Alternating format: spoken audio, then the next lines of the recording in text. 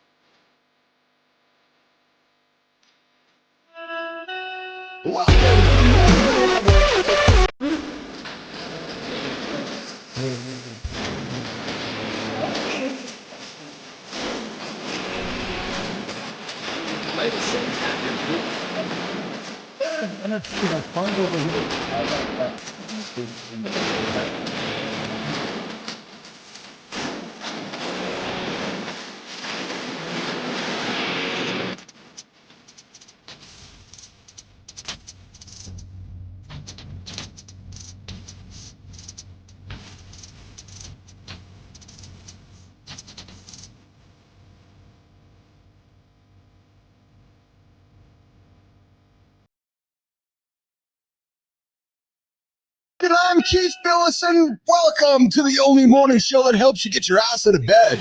Yeah, baby, and be accountable to yourself, not to that snooze button over there on the counter. Nope, no, baby. This is the biggest morning show in the world. Mornings in the Lab with Keith and Friends. Today we're diving into a fascinating what if. Damn it, what if humans didn't have bones? Yeah, we're talking mobility, productivity, and the surprising impacts on our everyday lives here, Mornings in the Lab. Yesterday, we talked about what if you drank Coca-Cola all your life. Well, today we're talking about that. If you didn't have any bones. Listen, we're joined by Kurt Stein, a digital transformation expert to talk tech leadership and taking leaps into the unknown. And Adam House is joining us here this morning for the Brick of the Week, playing offense in business and life. Dr. Monica's coming up in the community corner to celebrate somebody in the creator spotlight. And yes, this is an explicit show. Yeah, exactly, explicit show. So if you got kids in the bedroom, you better get them out. Or put the headphones in, because be warned that we will drop an F-bomb along the way. I know we do. We like to drop F-bombs, S-bombs, B-bombs, every kind of bomb in the world. We drop them here. So if you are in a world of giving your kids tips for hearing bad words, the kids are going to get rich today. So put the headphones in and walk them out of the room. That's what we're going to do here today. Listen, I invite you to subscribe to the channel, like the channel. Tell all your friends about the greatest morning show you discovered for men. Yeah, we help you get up, not hit the snooze button. Subscribe, like, tell all your friends about Mornings in the Lab with Keith and Friends. Speaking of friends, let's do the transition, Jimmy. Let's bump over here. Let's welcome in Christopher Martin, a.k.a. C. Marty Fit, and Black on Black with the red head. So what's up, Marty? Navy blue, but what's up, man? Oh, Navy blue, holding the boys accountable. And, of course, we got Johnny and Alex and Black on Black with, I think, fuck something on his T-shirt today, Johnny. It's actually the same one as yesterday. American as fuck. Yeah, I had guests in the house, so my rhythm was a little off, and I didn't actually have the extra minute I needed to go get. I was here like literally. I was logging in when we were going on, so that 1 minute would have made me late to get a new shirt. So you got the same one as yesterday. There you go. We got his buddy Alex Kaczynski joining us in the live here today. We're going to get to know Alex a little bit today throughout the show. Alex, putting you on the spot, brother. We got some windows of opportunity to get to know Alex, hanging out with John here today. Marty, so we were both kind of laughing because Johnny was trickling into the lab, well, not late, but right on time, eh, Marty? Yeah, man, it's just unlike Johnny, man. You know, I'm kind of disappointed in him, you know, because if one of his clients did that, or if Alex did that when Alex was in high school, he'd have a problem with it. So I'm just trying to, you know, what's going on, Johnny? Okay, well, first things first. I love the youngster trying to fucking trying to step up. I like it. The second question is well, I should say the question is, was I late? If I was late, I would say, please give me a lashing. But was I late? That's the question. Guys, don't piss him off because I have to work out with him later. Yes. So let's keep it simple. Don't poke the bear too hard. All right, my bad. Let me leave Johnny alone, man. I guess, Marty, the question is what John Anderson's definition of late is, Marty, because Marty, we've gotten to know John quite well, and we know that he plans his days to the microsecond. Marty, we only know one guy who eats out of his own colostomy bag. We learned about that yesterday, remember? Definitely, yeah, he's the only guy we know does that for sure. The only guy. So a man who plans his life by the seconds and minutes. Nation, Marty and I were sitting here getting the show ready. We're like, oh, where's Johnny? Johnny's sitting down. He's like, and then Marty, what's he do? He blames his timeliness on his guests, Marty. I blame. Hold on. I'm not defending a mistake or asking for forgiveness, you two. Let's fucking get this straight. I was just being courteous to inform you why I wasn't here the 60 seconds early like I normally am. Marty, I don't know, man. Marty, what are your thoughts, brother? This is the first time I heard Johnny do that, you know. Yeah. So I just, you know, Marty, is that John Anderson backpedaling right now? Is that what we're seeing? Is he like backpedaling? Well, no, I think what's happened here is you guys have clearly shown me that I don't need to worry about trying to be nice anymore. Oh yeah, I don't think you are nice. Yeah, I don't think you are nice. Well, I mean, you just caught the little bit of it, but I guess I don't need to even worry about that. Oh my goodness! Good morning. I mean, shit. If we're gonna go, let's go, baby. Let's fucking go. That's what we're here for. Let's fucking go. You two, you know, you guys are such inefficient, timely human beings. Let's get into it. I mean, it's not even a comparison here. You guys sit in here and waste time when I'm busting ass, and I shave it to the minute. I give it 1 minute to stage. My goodness. We're hanging out with Keith, Marty, Sean Anderson, and our buddy Alex Kaczynski. Good time. Good morning. Good time. We're laughing. Yes, good time. Johnny carries the pocket meat around. Hey, Alex, when you were hanging out with Johnny yesterday, did Johnny have any pocket meat, or was he busy warming the almonds next to his nuts? Because we know Johnny likes to warm the almonds. He's a very warm almond kind of guy. Dude, John is a heck of an interesting chef, to say the least. I haven't caught him with the pocket meat yet. Doesn't mean he hasn't been sneaking it in his bedroom. Well, keep in mind, the pocket meat's only coming if I'm leaving the premises. We didn't leave the premise. I haven't left the house in 3 days, 4 days. You know, got you. I haven't caught him with the pocket meat yet, Marty. Crazy. But you know, speaking of yesterday, we did have a quite interesting day. We're out, riding again. Alex was fired up because yesterday was the day before yesterday was first day on a quad, so we went out again, and so we went to the track, had some fun on the track, and one of my neighbors came out, and he knows the trainer really well. He said, "Hey, let's just go on this fun ride," and we got in some really deep sand, which is difficult for Terry to ride in, really deep. So I hung back. I was kind of the guy in the back, to make sure everybody's okay. My neighbor, John, his name's John, also leading everybody because he knows where to go. Yeah. Anyway, Terry gets stuck in the sand. So I kind of pull up next to her and, she knows what to do, but I just want her to know I'm there. In that deep sand, you got to literally throttle the shit out of the bike to get out of it. Yeah. And so she did exactly what she was supposed to do. And keep in mind, these are all fucking race bikes. These are not, learn to ride bikes. These are fast bikes. Yeah. And so she's just gunning it coming out of there as the bike just traction. It just fucking shoots her out off the track. We're not on the track. It's like a track through the desert, off into the desert. But she actually likes to ride through just out in the desert. She's comfortable. So she just stays on it and starts to weave back in. Yeah. It appears to be like this mound in the sand. But from my side, I can see, holy shit, it's not a mound. It's one of those ones where the wind has made it drop off. Oh, and she just goes fucking flying off this thing, fully fucking airborne. And I'm watching the whole thing. Comes down, front tire in deep sand. No way you're going to land that, Yeah. And just the bars twisted. She just went crashing into the ground. Yeah, she messed her shoulder up pretty good. Luckily one of our neighbors is a doctor. See, he kind of let us know everything she's going to be sore for a while, but there's nothing any major wrong. But we literally she couldn't ride. We had to take her in. I had to basically bring her in. Alex had to stay out in the middle of the desert with 2 bikes waiting for us to come back to get him. It was quite an interesting afternoon yesterday. Alex has never ridden bikes before. And you're like, Alex, you hang out with the bikes here in the desert. We'll be back to get you in a moment. Yeah, I thought it was they were sending me to my death. And he looked at me. He looked at me. He's like, "Dude, don't leave me here." I was like, that ain't gonna happen. But literally, keep in mind, there's not a lot of fucking landmarks, So I told my neighbor, he knows it well. I'm like, "Look, dude, you got to come back here with me because I'm not gonna fucking find him by myself." Yeah, no kidding. Yeah, and even he had it. Even he went like a half a mile too far. It's fucking crazy. And if we had been out there at say close to dusk, we could have fucking had ourselves in a pickle for sure. I bet you. Yeah. Marty, note to self: when we go hang out with John, we're not going Well, what we do is we stay on the track. You could see the neighborhood from the track. If we had to walk it in, we could literally walk it in.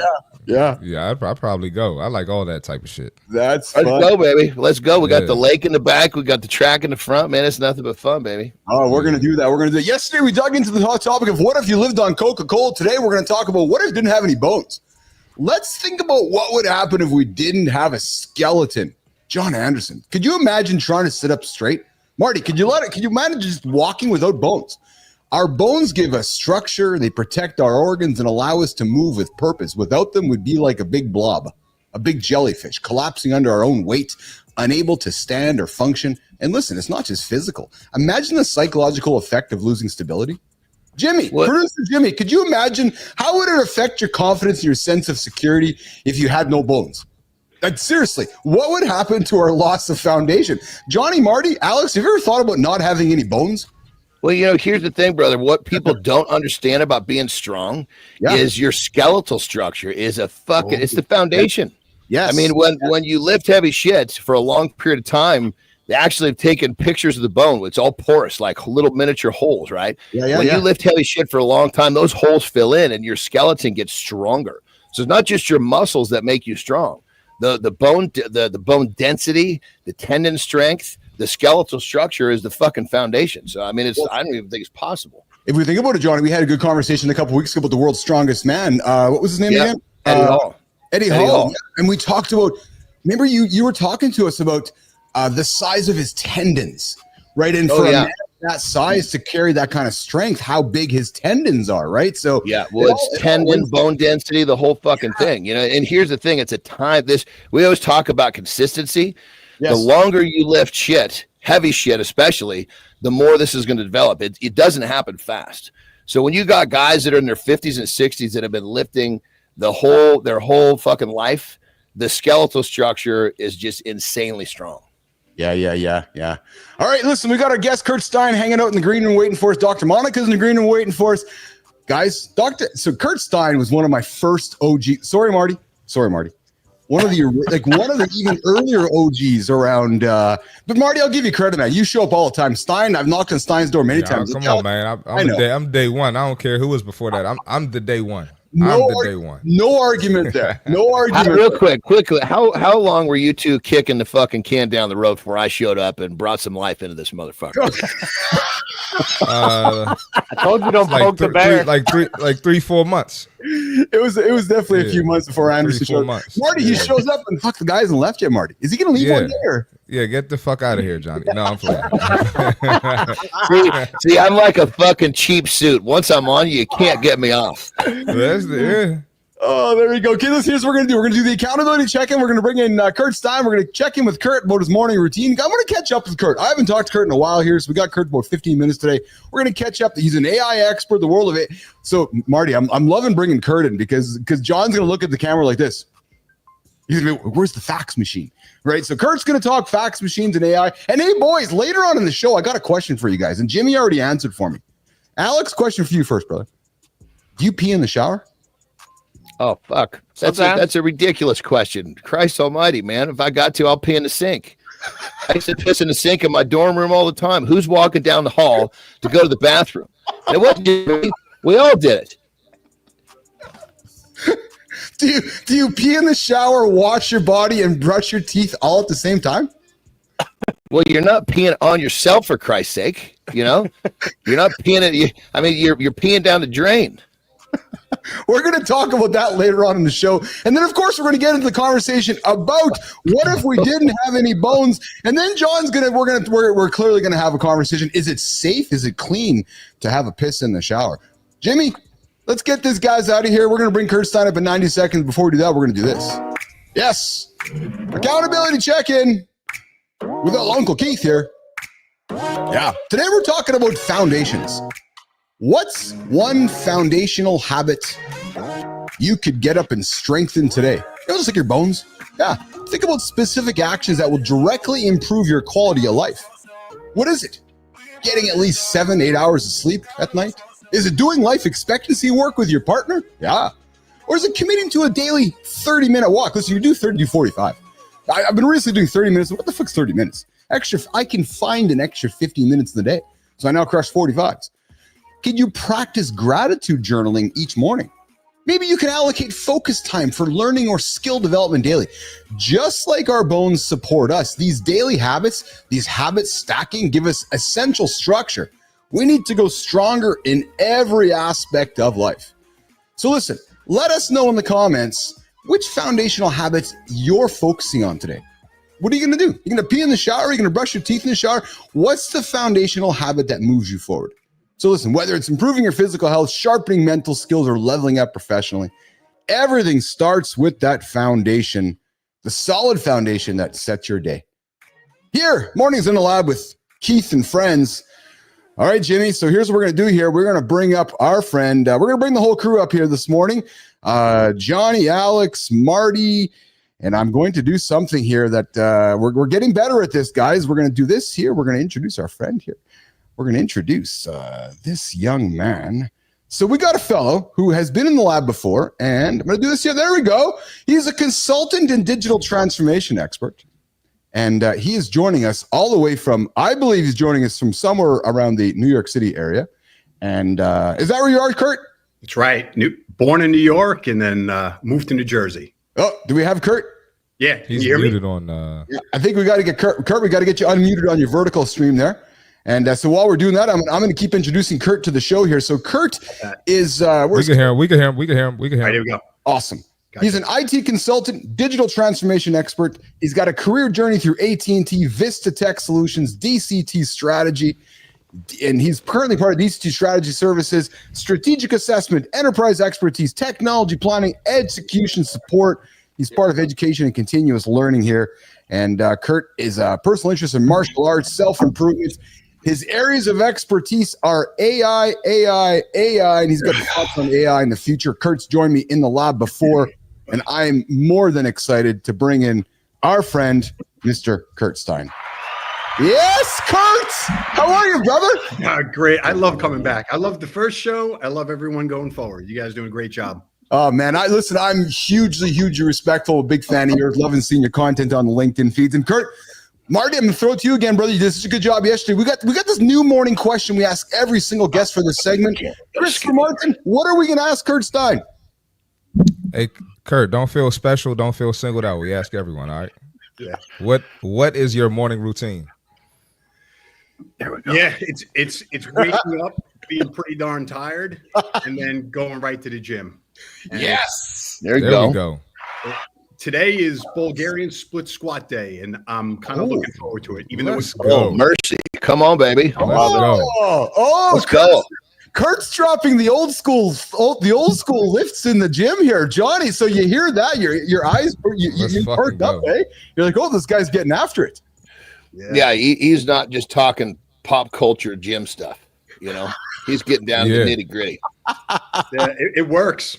I started with low weight. Now I'm up to like 52-pound kettlebells, 2 of them, and I am mercy. Dying. That's awesome. So brother, keep the weight on your heels, man. You got to protect that patella tendon. Hey, toes up, heels down, baby. Hey, Keith, real quick. Yeah. When we ask someone what their morning routine is, and they don't say gym, I can see the fume coming out of Johnny's ears. Like, these soft motherfuckers.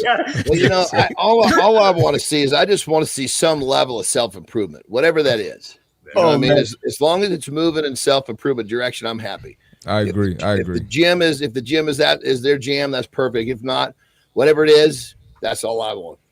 Getting the kids ready, self-improvement too. That's right. Kurt knows the show, so he's all I got to get the right answer for John and Marty, or else they're going to fucking machine here today. So, but listen, Kurt is an IT consultant, digital transformation expert with over 25 years in the industry. Yeah, Kurt's only 35 years old. Like Marty, the guy's a prodigy. He came out of his mom and dad. He's like, yeah, I'm 10 years old. I'm an AI expert. So Kurt's been around for a long time. He's started and grown multiple businesses. He's helped companies navigate the fast-paced world of technology and clarity and confidence. And he apparently is an expert at Bulgarian split squats. Kurt, before we get into the AI business world of things, let's hang on your morning routine for a few moments, brother. You so what precipitated Bulgarian split squats and heavy lifting? Are you a heavy lifter guy? I know you're also into martial arts, Kurt. Like where do you get your drive for the gym? Yeah, I started martial arts because I herniated discs. I herniated 2 of my discs. I actually did it by doing a leg press when I was much younger, and then early 20s. And so I started martial arts because my back was constantly hurting, and the guys were like, "Look, my back hurts. Why don't you?" So I did Taekwondo. Absolutely fantastic for your core. My back didn't bother me as much. But now going to the gym, I'm like, look, I need to be in the gym, and my back would always hurt and set me back. Every time there's an injury, you're off for 3 to 4 months, 6 months, and it keeps going. It gets worse and worse. The weaker you get, the more your back hurts. Yes. It seems intuitive, but it's the case. So I can't do squats because it just kills my back. When I do deadlifts, I can start, and then eventually it kills my back. Yeah. So I'm like, what can I do that will really impact me? And Bulgarians are really working for me. But if I get too heavy and if I lean forward, it hurts my back. So I got to find that middle road. So I'm doing it because I am 35 going on 52. Yeah. And I gotta keep the strength. My wife takes me hiking in the woods, which I gotta tell you, man, I didn't know it would be so much fun and so hard at the same time. Yeah. And working out is just, I mean, I think I've heard on a lot of doctors talk about it. This muscle is what's necessary for you to have longevity in your life. Yes. So I'm focused on it. It's funny, the older you get, the more you start thinking about how do I get even more healthy. Oh, so Kurt, you're speaking the same language as myself and Anderson, because we're all the same age here. We're all 35, and Marty's looking up to us like, okay, I guess I got to work towards that in my life. So, Johnny, you're hearing Kurt talk about his back challenges and so forth. Any advice for our brother Kurt here, Johnny? Yeah, brother. I mean, I've been there. I got the same problem you had. I mean, I did it in the beginning of my strength career. I competed on that shit for 6 years. It was brutal. And so basically, I guess when it comes down, what really helped me, and I've given this advice to a lot of people as well. It sounds like you've already found a really good solution, but something that might be even more beneficial is just that area around those discs to strengthen them a little. Just if you do like 3 to 5 Supermans, 30 to 60 seconds per day. I don't know if it sounds like you're already familiar with that. It can be a game changer. Just a little bit, just chipping away every day. It's building strength around that damaged area so the damaged area won't bother you anymore. It's a game changer for me, game changer for a lot of people. Clearly, the look on your face, you already know what I'm talking about. So great job, brother. Yeah, I was doing bird dogs. I didn't do the Supermans just yet. Actually, that hyperextension part this way, it could tweak my back a little bit. So I'm slowly going into it, but I agree with you. Well, see, that's interesting you say that, because our backs were actually designed to have that curve, right? And so when you start to strengthen the area in that more of that curved area, it sounds like you're really good with stretching, but now we got to make sure that when those muscles actually tighten up and you do go into that kind of it's called the power curve, you're protected there too. So just ease into the Superman. Don't really hyperextend hard. Okay. Just give a little tension to those muscles, and it'll start developing the protection the other way too. I thought for sure Marty Johnny was going to get into his thoracic twist suggestion there, Marty, for Kurt. Well, the thoracic twist without having the strength around the area is fucking painful. So that's like the next step. Gotcha. So Kurt joined me live in the lab a number of months ago as we were really, Kurt is really in many ways, ChatGPT had been out for about 6 months or a year. We started talking about it, and I know you're building your career is very much in the AI world. And we've got John here, who's also an AI expert. He wakes up every single day, talking to clients about the best uses of AI and so forth. And he uses the FAX large language model. It's called the Fax Machine large language model. Yeah, so I was going to say, I was wondering, did you accidentally use my name wrong in that whole? Then I realized, you're wrapping it back to the fax machine. We're good here. So I know you're part of the Fax LLM. So Kurt, maybe take a few moments to educate Johnny, educate Nation right now on what's going on in the world of AI. I know I'm nerding about it, and you live this world. So take a few moments to catch us up, catch my audience up, catch Marty and Johnny up with what's going on in the world of AI and what's going on in the world of Kurt Stein these days, brother. Please, I would love to hear this. Yes. So backing into it, it's my world is constant change. Yeah. Right? No different than everybody here on the stage. Yeah. You're constantly trying to adapt. You find new things. There's new research that comes out, and you're constantly adapting. You stay with some of the core. Yes. From exercise, some core things, but then you start improving when more information comes out, and it may change your mind as to how you do things. And it's no different from an AI perspective. I like to draw the parallels that even though it's a different widget, let's call it that, life is always the same. You get information, you learn, and you go from there.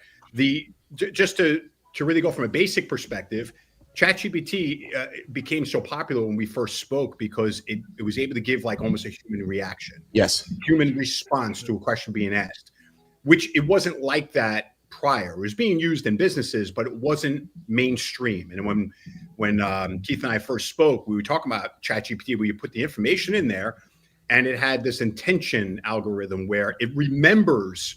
What happened was back in the day, they knew it wasn't going to catch on unless they were able to have it remember a question that was asked and then a follow-up question and a follow-up question. So for instance, you guys may be, 2 questions. What am I doing right now? And what's happening in the world of AI? So as a human, I have to remember you've asked me a few questions and I have to cover those questions.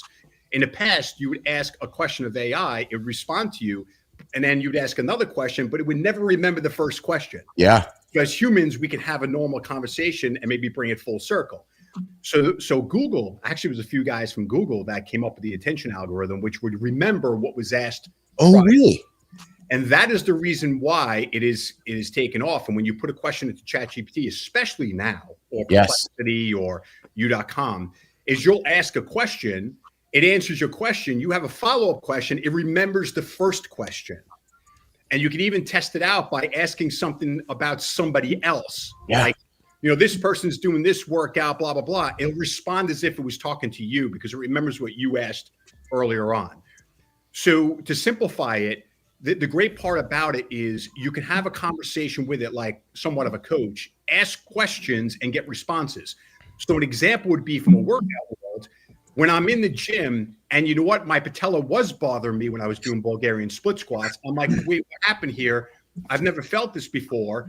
And I start asking questions of ChatGPT. Hey, I'm doing this. This is what's bothering me. Is there something I should be doing? And it gives me quickly 1, 2, 3. You might be leaning forward too much, drop down in the weight, maybe not putting your weight on your heels, etc. So it's giving alternatives. Yes. And then what I'm also saying, like, look, I was doing this exercise. It's kind of bothering my back a little bit. Is there an alternative where I'll still be able to hit that muscle group and yet not impact my back? Comes out with a long list that I'm like, wow, those are all great options. And in that area, for anybody that's wants to utilize it, use ChatGPT, Perplexity, all these to your advantage. Ask questions, get responses, and it can actually almost respond to you like a human. Yeah. Give you payouts. It depends on how you prompt it.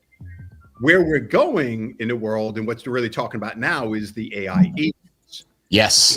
Think of it like, what was it? AI, what was that, brother? Agents, like an FBI agent. Okay, right? shit, okay.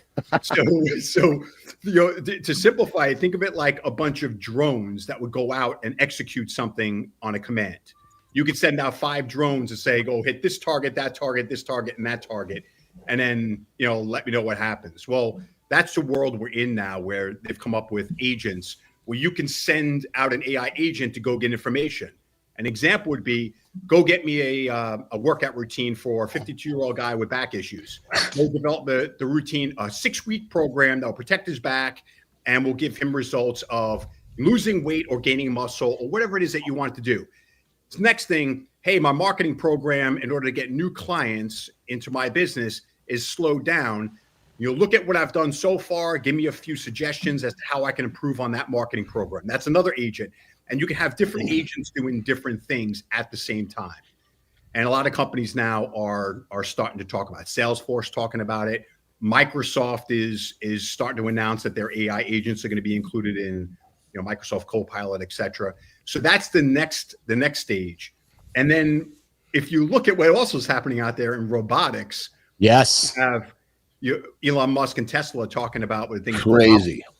Those human-looking Optimus robots. And then there's another company called Figure Yes. Figure 2. And I put a post out about it. Yes. They're basically getting it to work in factories, and they're speeding up now its ability to do things like pick a part up from here and place it down over here. And that works 24/7, 365. It's slowly speeding up, but AI with robotics and all the improvements they're making, eventually, I think Elon's made a comment saying in 20 years, there'll probably be more humanoid robots than there are humans. Yeah. Good question there, brother. And it's kind of on the robot thing. I saw, and you never really know when you see a video if it's been altered, but it was basically it was a robot doing a demonstration because people were all around it, and it looked like it was like in some sort of a warehouse, or excuse me, like some sort of a department store or like a Costco type store where, it probably was just working nonstop, and the camera caught the thing collapsing, like it actually had overworked, or that wouldn't be the word. I guess it could be the word for robot. Is that actually possible, or is that just some twisted up video? Sure. So Amazon has factories that are almost entirely run by robots. They build factories, and you have all the robots. You're doing all the work. You have ports like in China. Do these things need like maintenance, or they just literally put them in motion and they go? Sure. I mean, everything needs maintenance. So it could have literally just worked until it ran out of battery, or worked until something twisted. Okay, gotcha. Yeah. I don't know nothing about this, so I don't like to just trust something I see on a weird video. I want to talk to somebody like yourself who has some insight, Yeah, I mean, you can, if you're interested, look up companies like Figure. I mean, they're doing a tremendous amount on that side. I don't think they've deployed them yet, but they have tremendous amount of investments. It's amazing. They're hiring a tremendous amount of people from AI and robotics, et cetera. And eventually they're going to go commercial and start selling those robots. They're just trying to get it to a certain level so that it actually can work. But Amazon's deploying it out to almost all their facilities. Yeah, car manufacturers have been doing it for a very long time. Yeah, again, you have the ports in China; they're almost entirely run by robots. I saw another video where China basically paved a whole highway without a single human being. Wow. Is that true? I mean, is this bullshit that we're seeing, or is this really happening? I mean, there's a lot happening. I didn't see that one, but I would not doubt it. I was like, God damn, man, this crazy. Is the future is changing quick here.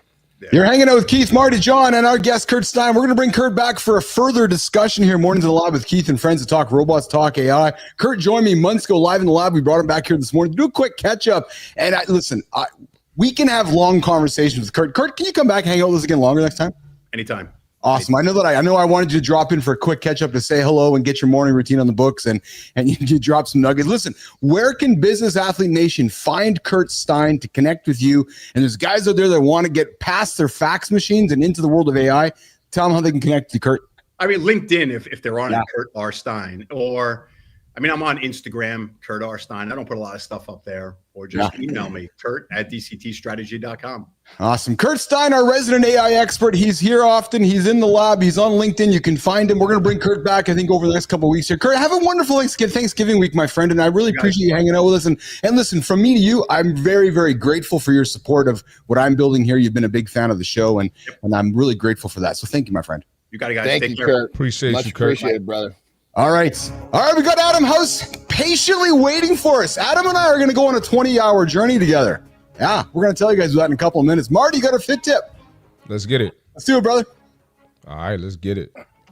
All right, fitness tip for today. We got 5 mistakes holding back a lean body for men 30 plus. First one, skipping strength training. I know you think lifting weights is just for bodybuilders, just for NFL players, is just for the swole people, but you got to strength train. All right, cardio is great, right? But muscle is your metabolism's best friend. You hear people all the time. They be like, "Yeah, I only need cardio." Nah, you need some strength training too, brother or sister. All right. So prioritize weightlifting 3 to 4 times a week. All right. Underestimating protein. I know it sounds crazy, but your body needs more protein as you age to maintain muscle. All right. Try to get 0.8 to 1 gram per pound of body weight daily.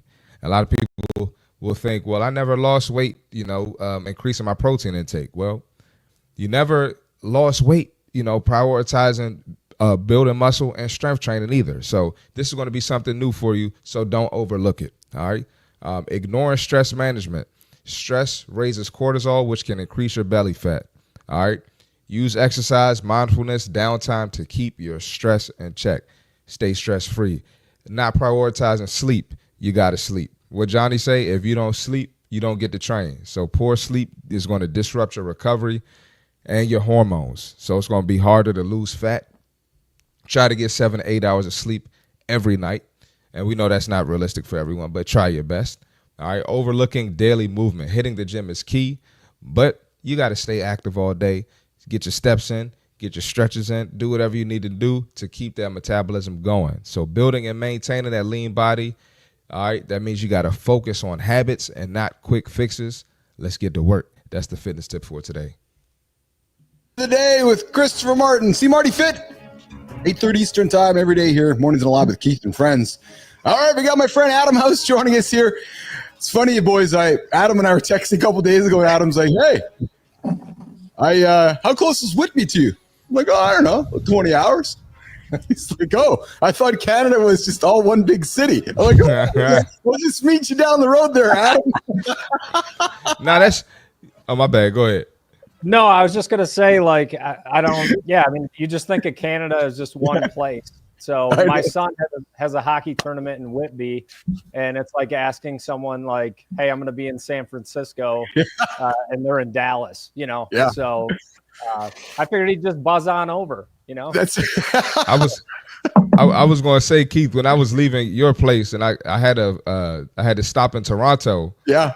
And my friend didn't understand, like, I'm flying from a different city to Toronto. He was like, "I thought you were already in Toronto." No, I'm in Canada. That's right. But I wasn't in Toronto. So a lot of people don't understand that. Americans don't understand that. That's right. So Adam asked him, like, "I'm about 20 hours away." I did a Google Maps. Actually, no, Adam, I lied. I'm about 22 hours away. So needless to say, the show's over. Adam and Keith are jumping into the trucks, and we're going to meet somewhere in Southern Ontario to catch up. But before we get into the conversation with Adam, I see you, Fontana. I see you in the comments, brother. Good to see you, my friend, here this morning. Slim. No, man. Chris Cornell was not murdered. Chester Bennington was not murdered. And no, neither was Kurt Cobain, my friend. No, they are just some of the greatest singers of all, and they are absolute studs. Good time, good to see you here as well. Rich Ingram, who's the stud with John? Well, we're going to meet Alex Kaczynski later on in the show here. And Yin Yang Lorca, good to see you here this morning in the lab as well. I am encouraging you to subscribe and like the channel. We're going to get into a deep conversation with Adam House here right now about playing to achieving goals and so forth. But Adam, 92% of people fail to achieve their goals because they lack action and follow through. Today, we want to flip that script, my friend. Adam, what do you see as the main reason people hold back from taking action? Overthinking and fear of failure, or staying too comfortable, or just not having clarity on where to begin? Well, before we get into that, right? I mean, the real message we want to talk about today is, are you playing to win, or are you just playing not to lose? And you have seen this in sports. They get up 15 points in the fourth quarter. Keith, you don't know what I'm talking about. It's basketball. But you get up 15 points in the fourth quarter, and you start playing to not lose. And then all of a sudden, the NBA comeback, right, and end up losing the game. So the reason that 92% of people fail to achieve their goals, it's because they don't take action. And why? Why do they do that? They overthink. They're comfortable, and they really don't have clarity on where they want to go. Yeah. Hey, Adam, what's one big win you've seen in your career from playing offense instead of playing defense? Is there a clear example that you could reflect upon? For me, it's every morning. Why we're doing this show. Yes. It's why we're trying to get people out of bed. It's why we're creating a community. It's why we're building together, because human nature is drawn to comfort, and you don't have clarity. And so for me, it is just consistency every day, the compound effect, doing the small things every day consistently over time. That's what makes the big impact. It really does. Yes. So there's overthinking, there's comfort zones, there's lack of clarity. But Adam, Marty, Johnny, Alex, let's talk about the cost of inaction, right? And it's, we talk about the snooze alarm. We talk about I'll do it tomorrow. I'll talk about I'll get to it next week, Adam.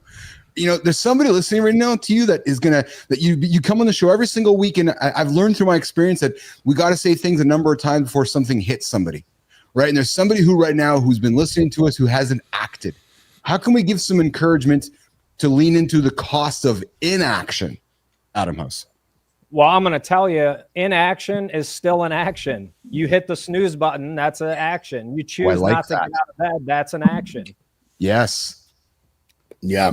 I like that. And I think when people finally get a grip on the fact that failure needs to be pursued rather than avoided, the mindset right there is a really big switch. Once someone actually recognizes this and does it the first time, they goes, holy shit, there's a whole new world on this side of the fence. I was just too fucking scared to jump it. Yeah. Hey, Alex, question for you, my friend. You come from football. Right. So you're in the world of football, Alex, and you hear Adam talking about playing offense over playing defense and kind of associated with life and business. What do you hear Adam talking about when he talks about this idea of not acting, and so forth? Yeah, I mean, so I played offensive line as well, right? So I'd say my kind of opinion on this is a lot of people obsess over, oh, let me make the perfect plan. Yes. Or they spend so much time like thinking, analyzing, I have to make the best decision. Whereas the way I've lived my life is I'm an operator. I just go. You know what I mean? Like I'm totally okay with getting started on something without the perfect plan, failing and just knowing that I'm going to fail, and then learning from each failure and continually progressing forward. Like as a football team, as a business, you create a plan and then things start, the game starts, the quarter starts, the year starts, right?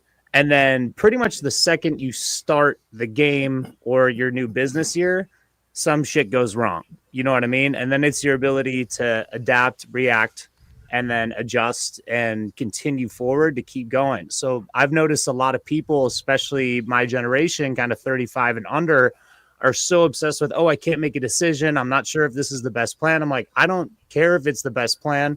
Let's get started. I would rather start executing on the second best plan and then get a head start versus spend 3 hours making the best plan or talking about something. Whereas I'm like, let's just do it, fail, and learn by failing and doing. You know what I mean? Adam, you talk about this idea of using 80% over 20%. So take imperfect action. You don't have to get to 100% like Alex talks about. Talk about that whole idea, Adam, of just getting started, man. It doesn't have to be perfect. Embrace progress instead of embracing perfection. Well, what do decisions give us? They give us data, right? So if you've ever made a business plan, which people don't anymore, but they used to, you make a business plan. Well, 80% of it is wrong. It's just hypothesis. It's just what you think is going to happen. But when you're decisive, take massive action, that action gives you data, then you can make better decisions as you move forward. That it's just the market changes, the business changes, the economy changes. You have to move forward. But what people don't do is they confuse activity with progress. So it doesn't mean you just have to do a bunch of dumb stuff every day. It has to be strategic, but making progress is analyzing the data that you get and then continuing to move forward. We've done it with our community. We've done it with our coaching, and it's what you guys are doing here every day, right? Yeah. Yeah. Marty, I know you had something to say earlier. I got a lot to say. Well, what makes me, when Adam said that inaction is an action, I think of the 1% better. Like you can not have the perfect plan and be getting 1% better. But you're not going to stay the same if you're not working on your plan. You're actually getting worse, and you're probably shying away from the business the longer you take to start the business, right? You probably be like, I don't need to do that. You're probably more likely to do that if you don't go ahead and get started. So you got to think about your competition too. What other businesses are out there in the same lane or the same sector as you? They're getting 1% better while you're sitting on your ass not doing anything. So that made me think of that when Adam mentioned inaction. Adam, I like how you talk about make a decision. It's a hard thing for most of us to do. It's a hard thing for leaders to do. But when you make it, what happens, right? You gain confidence. Either it's the right or the wrong decision, at least you learn from it, right? Let's talk about the idea of gaining confidence from a decision and the momentum that happens from that, right? And isn't it just better to make the decision and learn from it instead of kind of waver and waffle, which many leaders, entrepreneurs do, Adam? Yeah, there's a video of I think Naval Air Force officer or something that talks about like making his bed every morning. I still don't do that. That's the one thing I don't do. My wife has so many throw pillows, it would take an hour to put it back together. And every time I'm with you there, brother. I'm in the same boat, baby. I do it, it's wrong anyway. She's like, I've been doing this for 20, like how many pillows? And you take them, you put them on the ground, then you got to put them back together. We never use them. So there's like $5,000 in pillows we never use on our bed. But anyway, that is one Brother, thing. You are so talking my language. I so understand what you're talking about. But Adam, she made the decisions to buy the pillows. She just made those decisions. She gained, whether they're right or wrong, she made the decision to buy the pillows, Adam. Oh, I mean, massive action. Look at my credit card bill. There's no delay. Okay, Amazon comes to my house 7 times a day. So in the simple fix, Adam, what I did, the simple fix, I am just always out of bed first, because if I'm not the last one to bed, it ain't my fucking job. 100%. So there's just certain things I can't do, and putting throw pillows back together is one of them. But I start with wins every day. I wake up when I say I'm going to wake up. I drink water. I go to the gym. Like, it's just, and then by 8 o'clock, I've got 20 wins under my belt. So I am proactively attacking the day, and then I can lead my community. I can lead other people because I've invested in myself and prioritize that. So it really is simple, but it isn't easy for a lot of people. And when you don't have the discipline, you have to listen to shows like this. You have to join a community, because we all need accountability and discipline. I have a coach. I have an advisor. If you're working with a coach that doesn't have a coach, you should quit, because they're not eating their own dog food, right? Everyone needs it. Yeah. Listen, Nation, Adam's absolutely right. We got a free morning show for you guys to get your ass out of bed and help yourself be accountable. Every single day we're here. If you want to up the level and get into an incredible business community, I invite you to join the House of Bricks. Adam's got an incredible business community of entrepreneurs, business leaders, that if you're looking to get connected, learn, and so forth, that's where you want to spend your time. So get up with us. It doesn't cost you nothing. You're like, yeah, I want more. Go knock on Adam's door. He'll get you connected. Adam, let's leave our nation with something to hang on today to get them acting. You know, there's somebody kind of hanging out, wondering if they're going to play defense today or play offense today. Can you give somebody a nugget, Adam, that they want to hang on your words right now? Yeah, let's do it. Everyone that's listening to the show, get out your phone or on your laptop and make a freaking comment that says, I'm in. Like, seriously, that's one simple action that you can do. It helps the show. It's, it's visible to other people. So make a comment, share it with your friends, and let's continue to build what we're building here, because it's amazing. Yeah. And Adam, something in your notes you sent over as well, which I liked, and I want to just kind of make sure I put it out here, because it's helped me, and I know I think it's helped Marty and Johnny. But leaders who publicly state publicly they're going to do something are 70% more likely to achieve that target. You come on the show and make a goal, state it to myself, Marty, Johnny, even Adam on a Tuesday, you're more than likely going to achieve that goal. Come hang out with us. Come state your goal and hold yourself and help yourself be accountable to it. It's easy to hold those goals inside, but as Adam said, write it down in the comments. Say, yeah, I'm going to do this right now. All right, do it. And then come hang out with us to help you through it. Adam, I appreciate you, man. I'm glad you come hang out with us here today, every single Tuesday, hanging out with us here mornings in the lab with Keith and friends. Adam, what do you got on the agenda today, brother? Are you playing offense today, playing defense today? I know you've already stacked up a bunch of wins already. You're like, oh yeah, I'm fucking stacked them up already. What's on for the rest of the day, Mr. House? Just working with actually our entire community. I'm scheduling a call with every single member nice. Between now and December 15th. And one thing about a community, it is not just for you. You are there to serve other people. So it's going to be some tough conversations. If people want to be in our community, they have things they can expect from us. And there's also going to be things that we expect for them. It is a community. It's not the Adam House Show. But I'm just going to continue to lead and inspire. That's what I do every day. And appreciate you guys having me on. Have a great Thanksgiving. But Keith, you don't celebrate Thanksgiving. So we already did that, brother. We were ahead of you guys. We did it last month already. So yeah. That's and listen, Nation, I can absolutely support what Adam is saying there with the House of Bricks community. It's an incredible community. You learn great guys on that, in the great human beings in that community who've had here on the show as well. So Adam, have a great week with the family. Safe drive to Whitby, and enjoy Thanksgiving, and we'll see you next week. Okay, brother? You're not going to drive over for the hockey game? Yeah, I'm leaving later today myself. I'll see you along the way. Yeah. Always good to see you, Adam. Thanks for coming, brother. All right, Adam. See you. Yep. Thanks, Adam. All right, Adam House is here. Dylan Pringle, I see you there in the comments, man. Rich Ingram, yes, we have an Ains chair, and I'm not allowed to sit in a WTF. Yes, that's just I think us men have those situations with wives who are setting the house up with certain things. But listen, we got the lifestyle tip.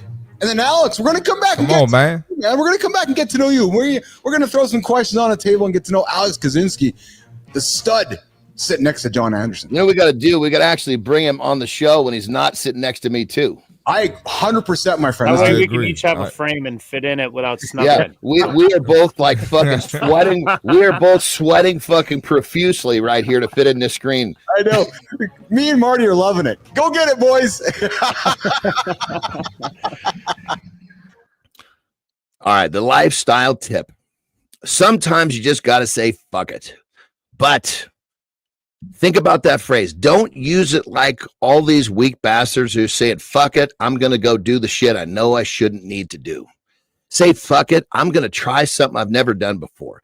Say, fuck it, I know this is going to be hard, but I'm going to do anyway. Say, fuck it in any way that's going to help you get off your ass and get moving. Do not use fuck it like the people sitting on the couch, eating Cheetos, talking about all the shit they wish they were doing.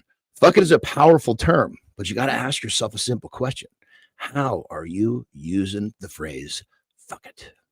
Rock and roll. That's it. That's what John Adams is putting on the table today. How are you embracing that word? Are you using it the right way, the wrong way, or just going to use it to say use it? I don't know. Think about it as you get your day started. Hey, you're hanging out with Keith, John, Marty, Alex Kaczynski. Mornings in the lab with Keith and friends. Adam House just walked to the lab. We got Dr. Monica waiting for us patiently in the green room. We'll bring her in here in a number of moments here. We got coming up in the second hour, what happens if you didn't have any bones? Yeah, we're going to talk about what if we didn't have any bones. And we're going to get into a conversation with Alex Kaczynski here in a quick minute. And then we're also going to ask a question here of the team.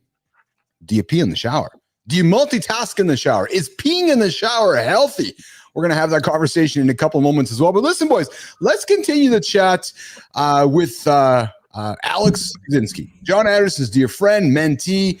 Alex, we're going to have you back on a different show, of course, when you get your own frame and camera. But let's spend some time getting to know you. You're hanging out yesterday with us. You got an incredible story. Dude, you went from playing D1 football to a transformation. Nation, hear me clearly, man.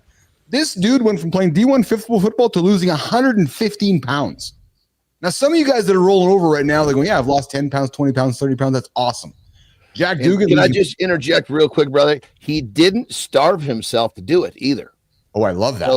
So he didn't put himself through a bunch of suffering. He learned to eat in a way to stimulate his metabolism so he was full of energy, happy, and healthy on his journey, which is key. I like that. So let's get into that in a few moments here. But Alex, you've worked with John since you were 14. How is having a mentor? Oh, Marty, can you imagine having a mentor like John? How has having a mentor like John shaped your approach? So to life and fitness, Alex Kaczynski. Yeah, absolutely. So, having met John when I was 14, like high school freshman or sophomore, formidable, moldable age, right? In a young man or young boy's life.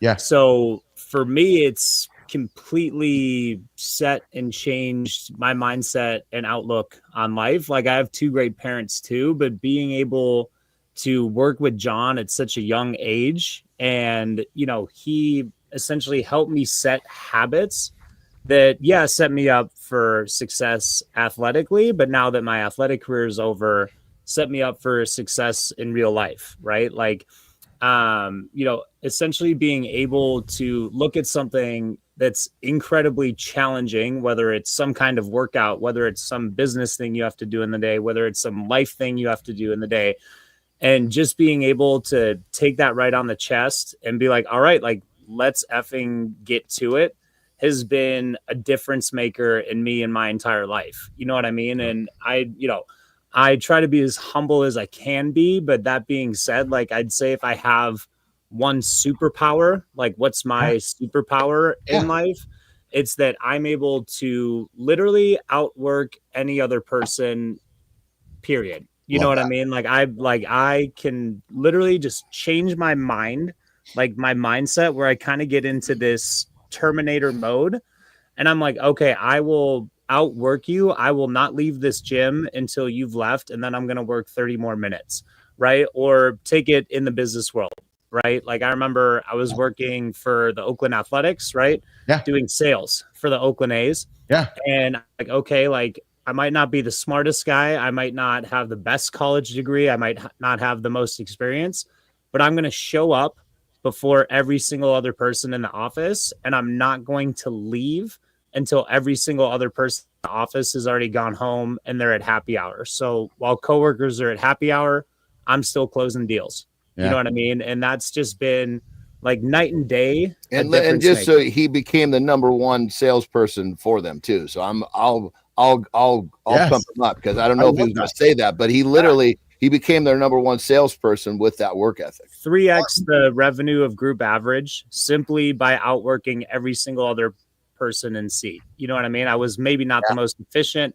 Maybe I didn't have the best pitch, but I was like, okay, I'm going to spend three times as much time selling than every other person in seat. And I did that at the Oakland Athletics. And then I worked for Salesforce. And then I did that at Salesforce, which is a 70,000 person company. And I was the number one sales rep in seat in essentially a top 5 business in the world. So that's kind of, and I owe a lot of that mindset and mentality on life to the big guy right here, because he took me at that formidable age and just like installed a work ethic that I'm just able to look at any challenge, no matter how big or small, and essentially say, fuck it, let's fucking do it. You know what I mean? He uses the phrase fuck it the right way. Yeah. Marty, he sounds like you when he's describing his work ethic. When you hear Alex describing his journey, what do you hear, Marty? That's one of the benefits, and not to take anything from John, but that's one of the benefits from being an athlete. You know, we get the edge on, like, if you take an athlete and you put us in the regular corporate world where you got people who are just regular students, no offense to anybody, but we already come with that chip on our shoulder and our mindset because, you know, our coaches demanded that from us. You know, we had to get through the crazy preseason workouts. Like now, you know, what I do now to stay in shape at 31 isn't anything close to what I was doing in college for preseason workouts. So we just come with that edge, and that's just, you know, one of the benefits from being an athlete. And last thing, you know, a lot of athletes don't take that into their work life. They don't take that into family, and they don't take that into other areas of their lives. So, and Marty, what I would say too is, like, I 100% agree with that.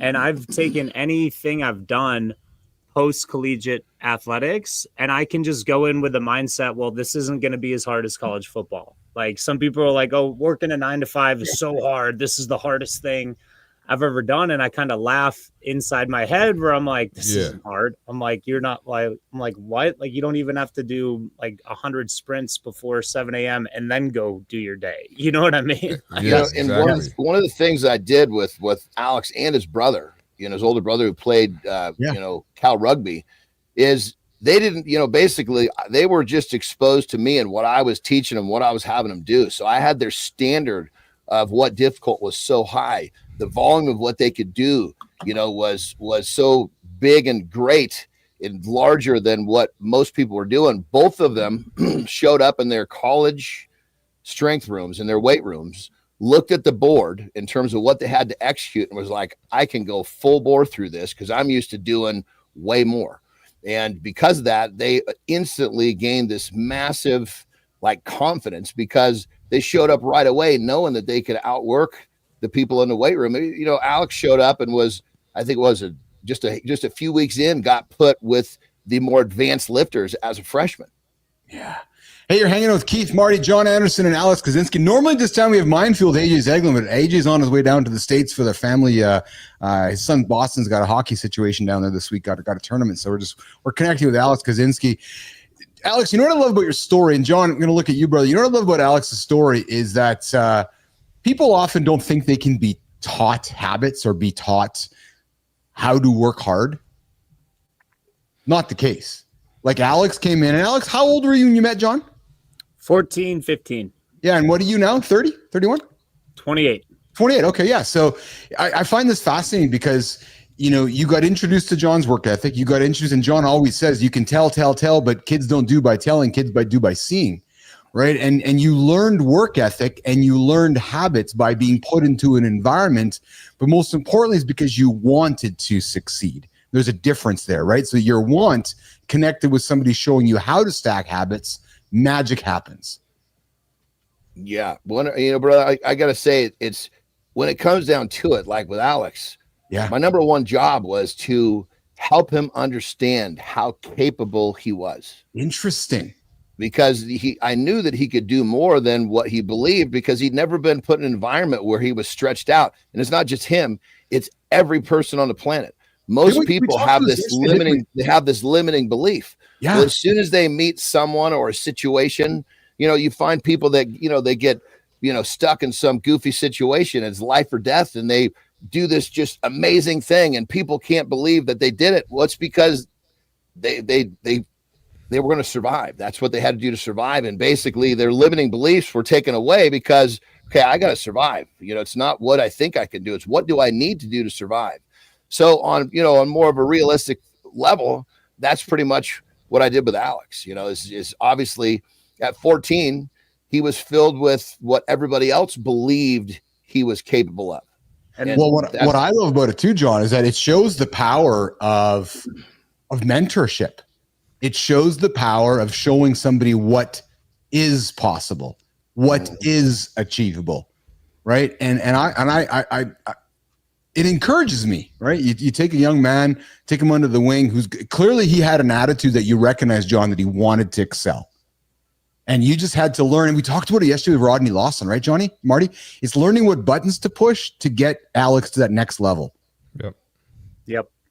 And he's really good at pushing them. Like he knows him. He knew him then, and he knows him even better now. You know what I mean? And something I'd say about having John as a mentor, especially since a young age, is the mentorship's never stopped as well. You know what I mean? Like I've checked in with him throughout my collegiate career. He's always given me good wisdom. I've checked in with him after college, throughout. I was living in Spain last year. Yeah. And the person I talked to most was my mother from the US, and second most was John. You know what I mean? So I know he's always been invested in me, and it's been cool because, throughout my entire life, like I've always been able to be fearless looking at a challenge. Like a lot of people told me, it's impossible for me to play college football because when I met John, I was 6'3", 185 pounds. And if you know American football, an offensive lineman in college has got to weigh at least 270, 280, 290.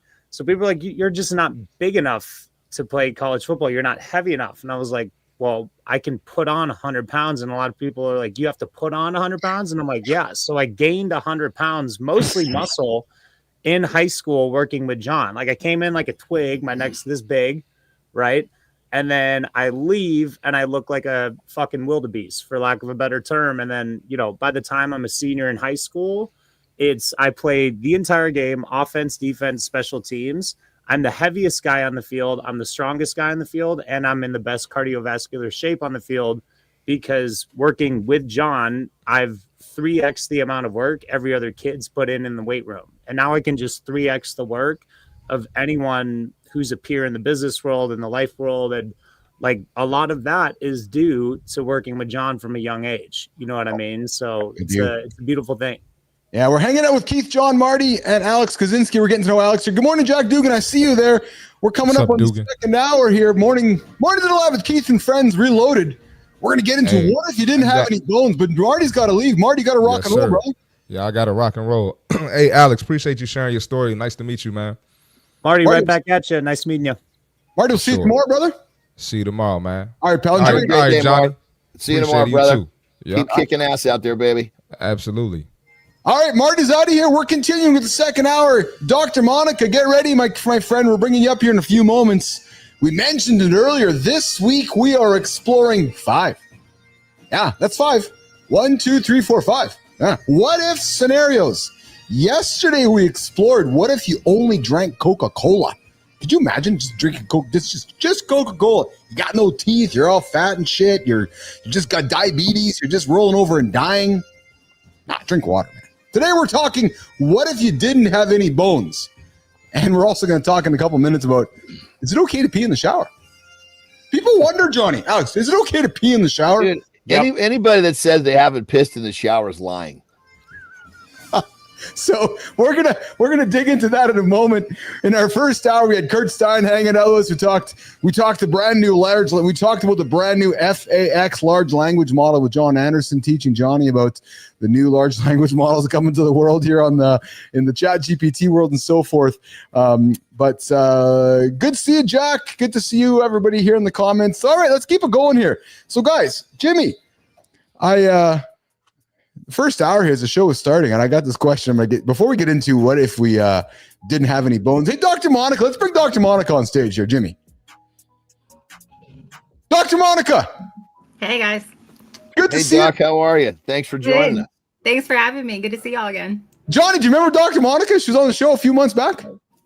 I don't think I was here yet. Was I? You were. Yeah, you were. Wait a minute. You're okay. You're supposed to say yes. Well, Your words were so impactful to me. You don't remember them. This well, no, I think the hat's throwing me for a loop here.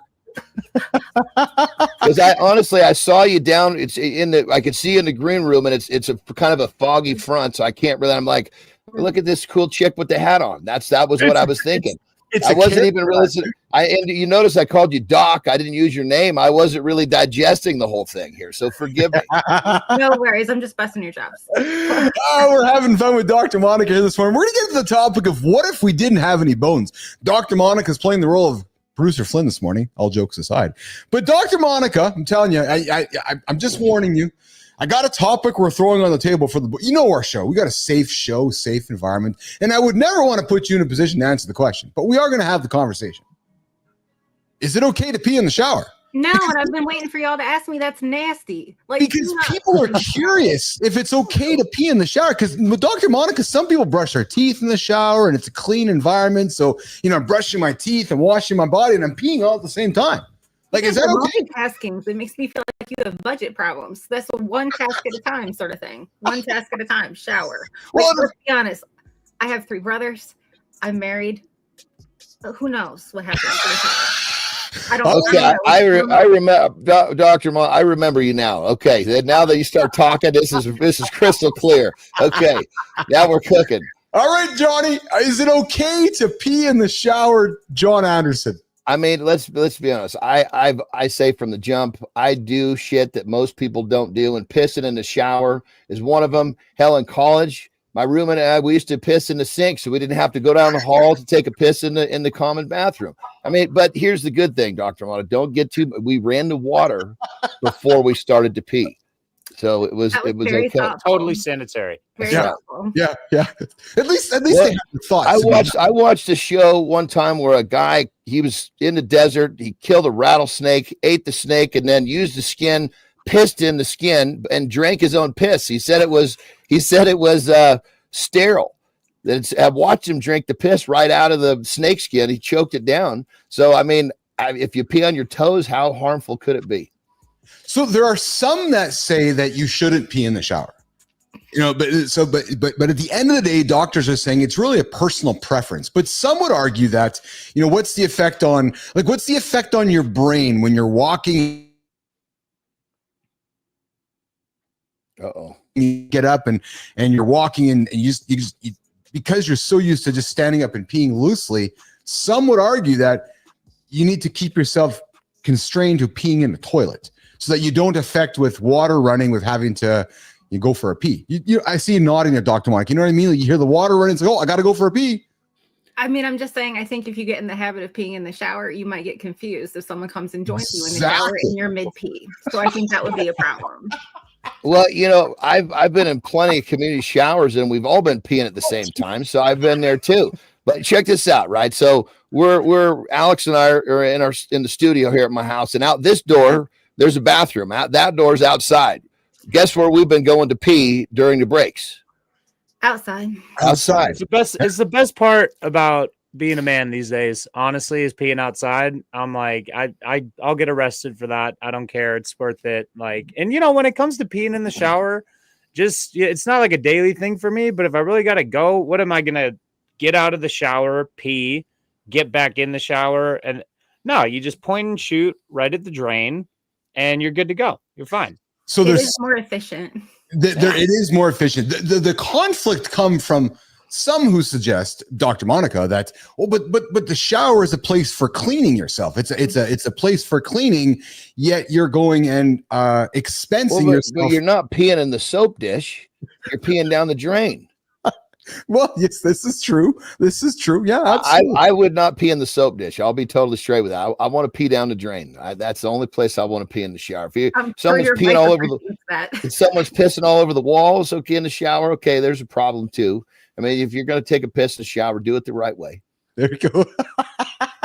All right, we're hanging out with Dr. Monica, Keith, John Anderson, and our friend Alex Kaczynski here. Mornings Alive with Keith and Friends. Morning Loop Reloaded. We're going to get into the conversation of what would happen if humans had no bones. The shocking is that even possible? I mean, Dr. Monica, you're the one to put the you're a doctor. People are going to believe what you say here. You've studied the body at a high level. Is it even possible for a human to not have bones and function as we know a human being does? So, spoiler alert, I'm an academic doctor twice over, but I'm not a medical doctor. So I'm going to guess it's a no, though. Well, we can officially say that I've stepped on my dick twice since you've come on. It's okay. The confusion always happens in the family. And I'm always told, don't put doctor on your airline tickets, because if there's an emergency, they're going to ask you for help. And I'm like, but I like putting it on there. But yes, they're like, is there a doctor? I'm like, not that kind. So ABC, I see you there in the comments. I invite you to like the channel, subscribe to the channel. Listen, nation, we're gonna run this video here from the What If channel. My friend Steve Hulford, who has built an incredible science channel called What If. They answer all these questions that keep us up at night. What if you just drank Coca-Cola? What if we had no bones? What if we peed in the shower? Well, here's how this is going to work, Jimmy.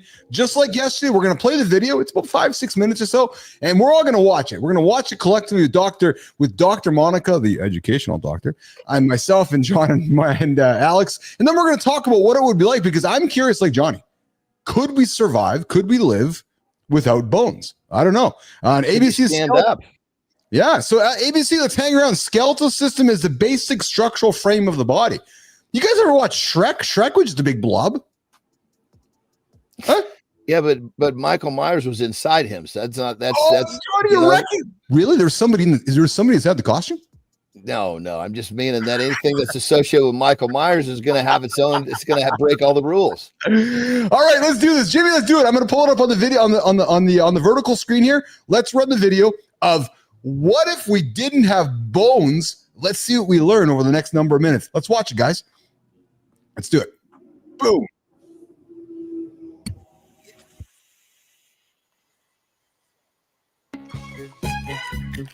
Looking to get your beach body into shape? Ready to lose that excess weight? Well, our new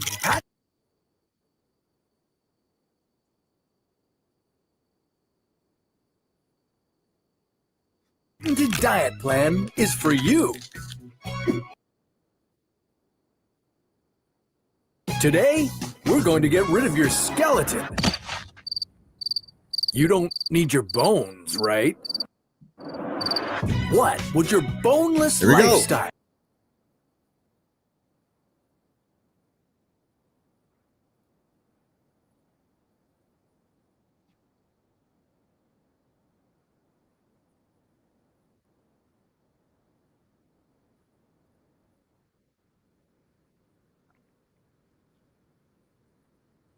Yeah.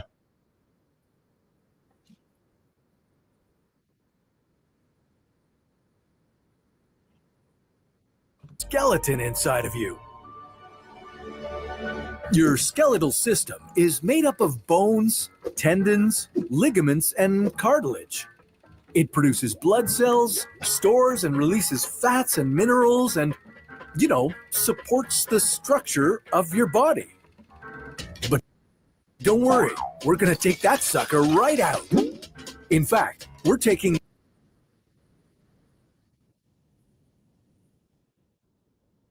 everyone's bones out.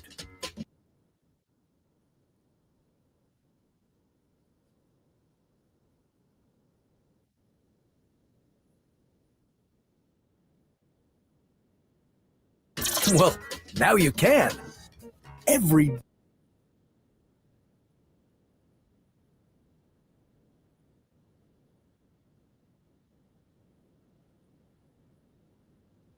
Yeah.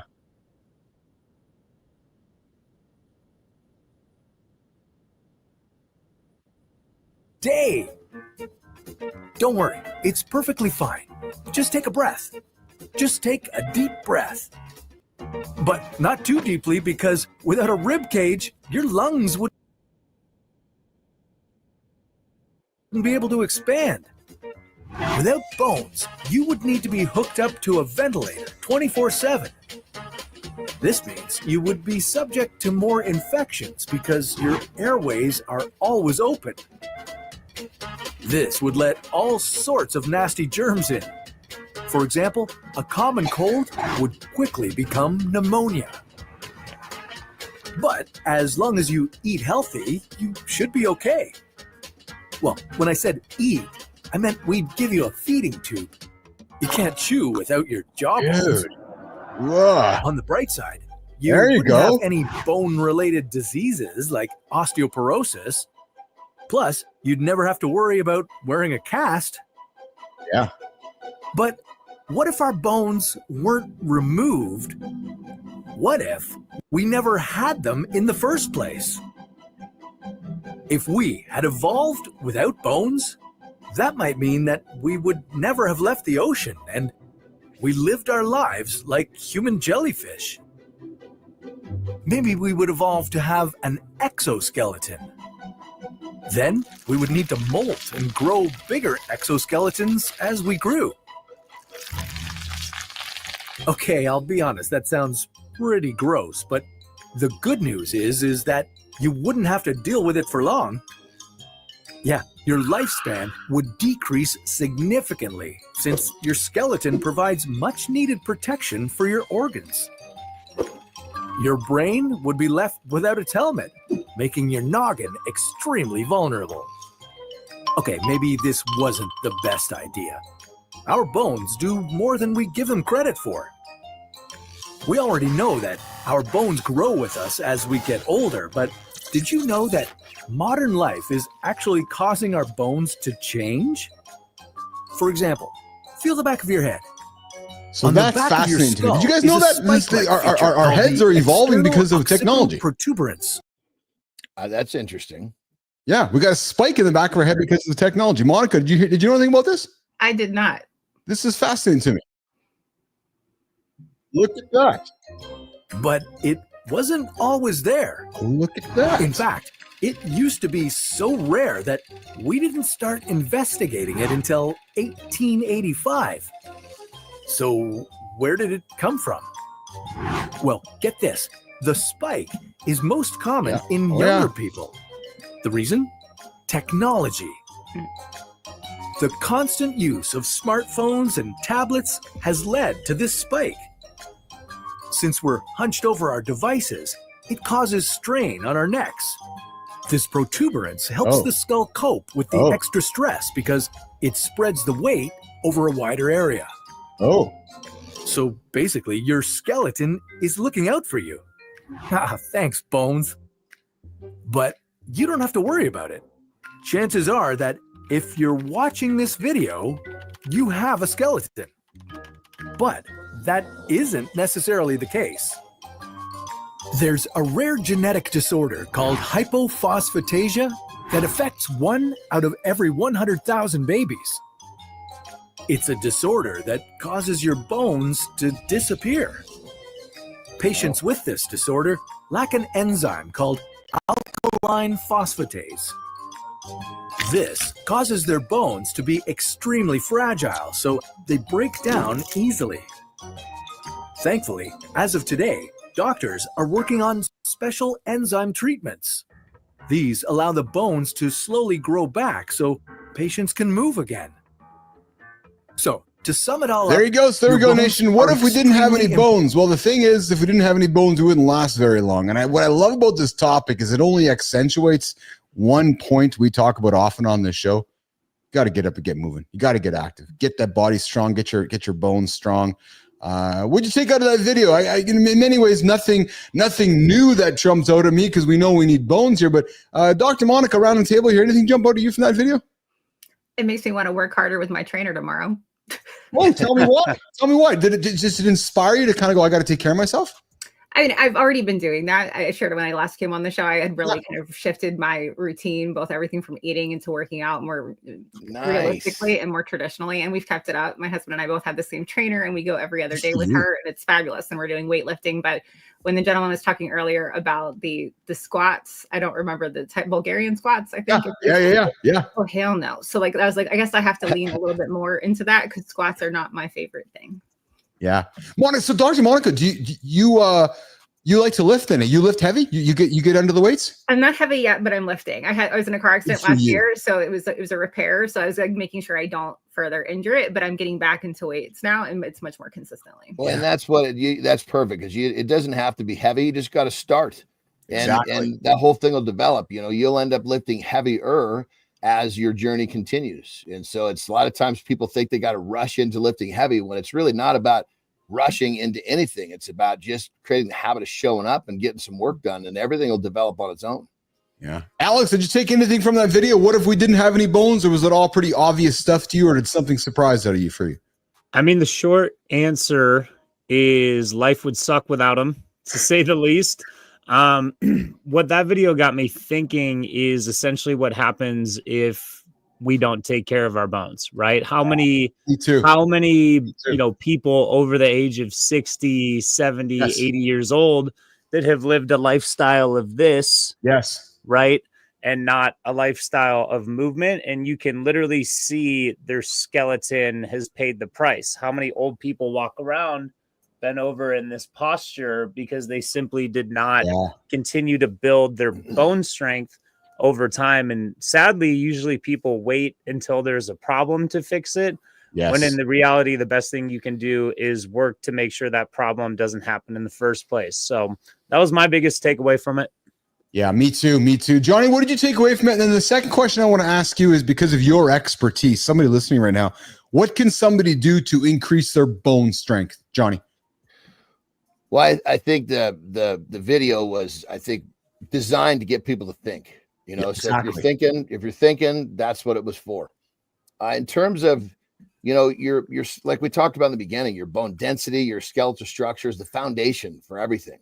Yeah. And first off, movement is number one, but then anything, and they've actually talked about this a lot in just recent times, that resistance training is now highly, highly recommended, because as we get older, we don't have the same muscle atrophy. And when you do resistance training, people think lifted weights getting muscles, building muscle, but you're also basically strengthening your skeletal structure, your tendons, your ligaments. So resistance, if you think of it as we get older, when you get to a certain point, lifting up a bag of groceries might be considered resistance training. Well, yes, you want to make sure that you don't get to a point where you can't pick up a bag of groceries. So if you're doing things in your life that are resistance training based, it's going to extend your quality of life massively. And it's not just the muscles, it's the skeleton. And the skeleton it's the density of the bone, and even the tendons and the ligament strength, and bones are a big part of what keeps us healthy, as the video talked about as well. So,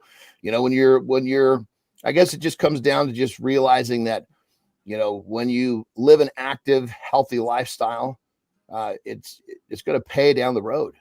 It still baffles me, John, that people poo-poo or can't wrap their head around the benefit of resistance training as you get older in life. Like you just said, right? Like lifting up groceries, like this idea of functional. Like I lift. I see you nodding, Dr. Monic, but I lift so I can go hiking with my kids or lift my grandchildren when I'm 80. Like those things just seem really basic to me. And for those that are like, I don't want to go to the gym. Like it's one thing to take care of your heart and cardio. That's one thing. But man, like you need strength to age. It's just there's no grayness around that. I don't. It's just so common sense to me, you guys.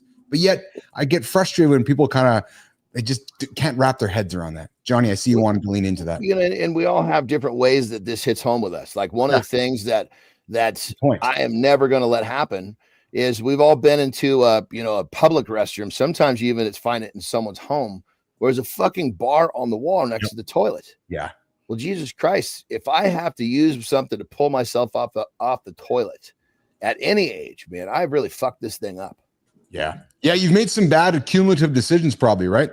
Yeah. Yeah. 100%. Because you see it all the time. You see like farmers that are in their 80s and they're out fucking driving tractors and plowing fields and doing all this shit because they never stopped. The body is this amazing creature that will adapt, but you've got to keep it adapting. If you don't put things in front of it to adapt, you're going to be one of those poor fuckers that's got a bar next to your toilet. And to me, that hits home. I'm not letting that happen.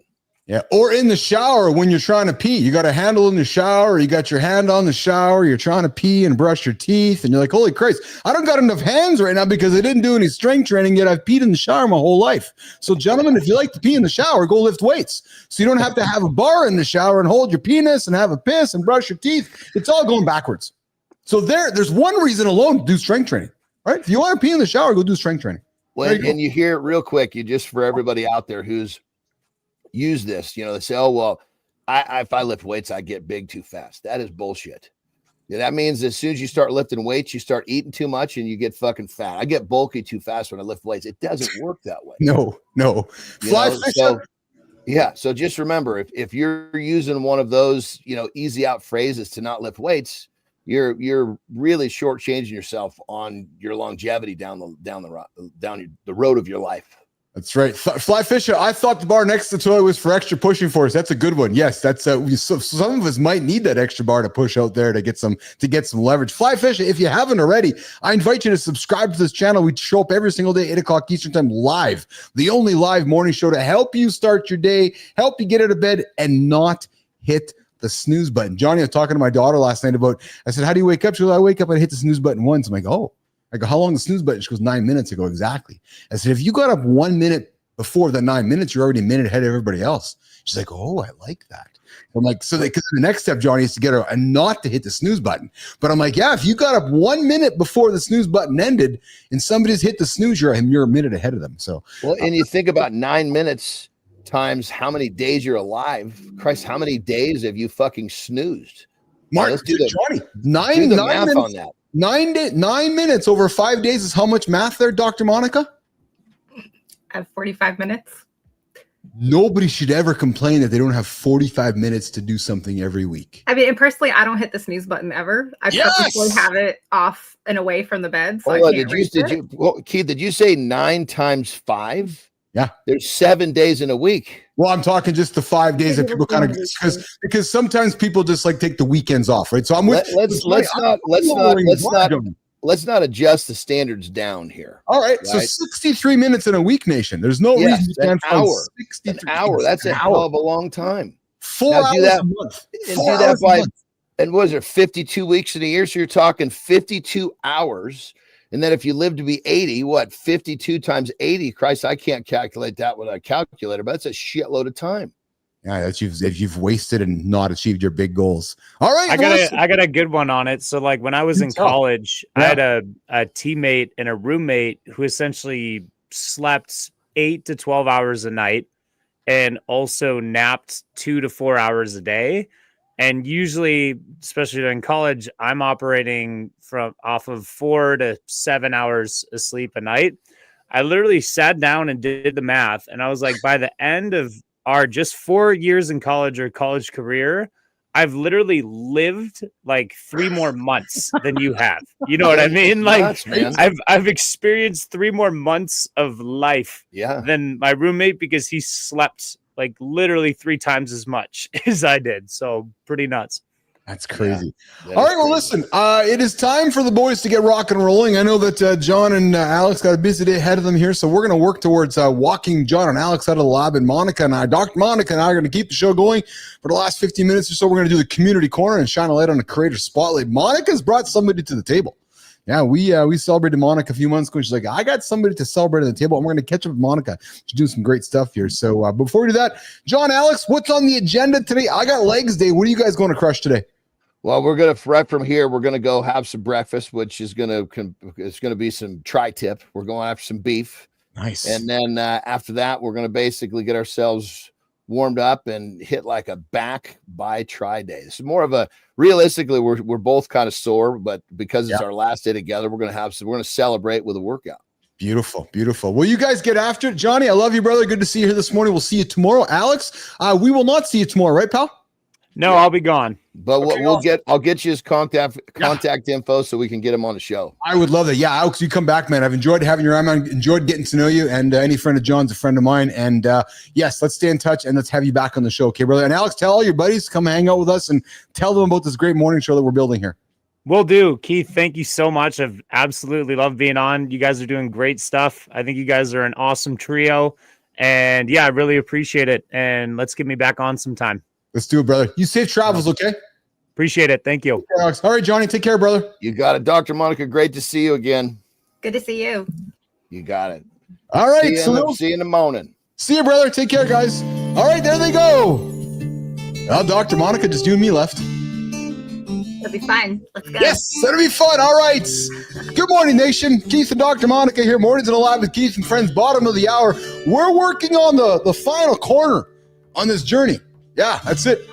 I see what happened there at the screen there, Jimmy. I think it's going to reset itself. There you go. All right. So this is the community corner segment of the show. This is where we like to shine the old lights on the LinkedIn community. We're just spending time on LinkedIn these days. We're working our way to Substack and Threads and everywhere else. But right now it's on LinkedIn. And Dr. Monica has brought somebody to the stage who we are going to celebrate for the Creator Spotlight. And we like to, Jimmy, I don't know what's going, there we go. We like to do this every single day in our Creator Spotlight segment. So here's what we are going to do. But before we do that, I want to do this. So we're going to get to the Community Corner Creator Spotlight. But before we do that, let's reintroduce all of you to our friend, Dr. Monica here. And I got something for the stage here, Dr. Monica, that you have not seen before. Uh-oh. And I'm excited to share this with you. Let's go, Jimmy. I'm bringing up Dr. Monica's Gamma, just so you know there, Jimmy. All right, let's do this here. Let's just do a quick little intro of Dr. Monica. All right, so here we go. Look at this, Dr. Monica. We got a nice little presentation for you. Oh, so nice. Thank you. Yeah, so Dr. Monica, transform your business, custom system design for profitable scaling. Are you ready to turn your business chaos into streamlined success? You can discover how custom system design. Listen, nation, you want a system design expert? The one in the lab here, Dr. Monica is that system design expert. Saves you time, reduce stress, drive revenue growth as you scale your business profitably. Because here's the reality of it. Here's the problem. Overwhelming and chaos. Common advice, reality check. You work harder, push through disorganization. And her approach leads less burnout and non-sustainable growth. It's all about putting systems in place. Dr. Monica talks about streamlined systems, transform overwhelm, achieving scalability with proven successes. Listen, she just didn't show up and roll off the turnip truck yesterday. No, she's got proven track record.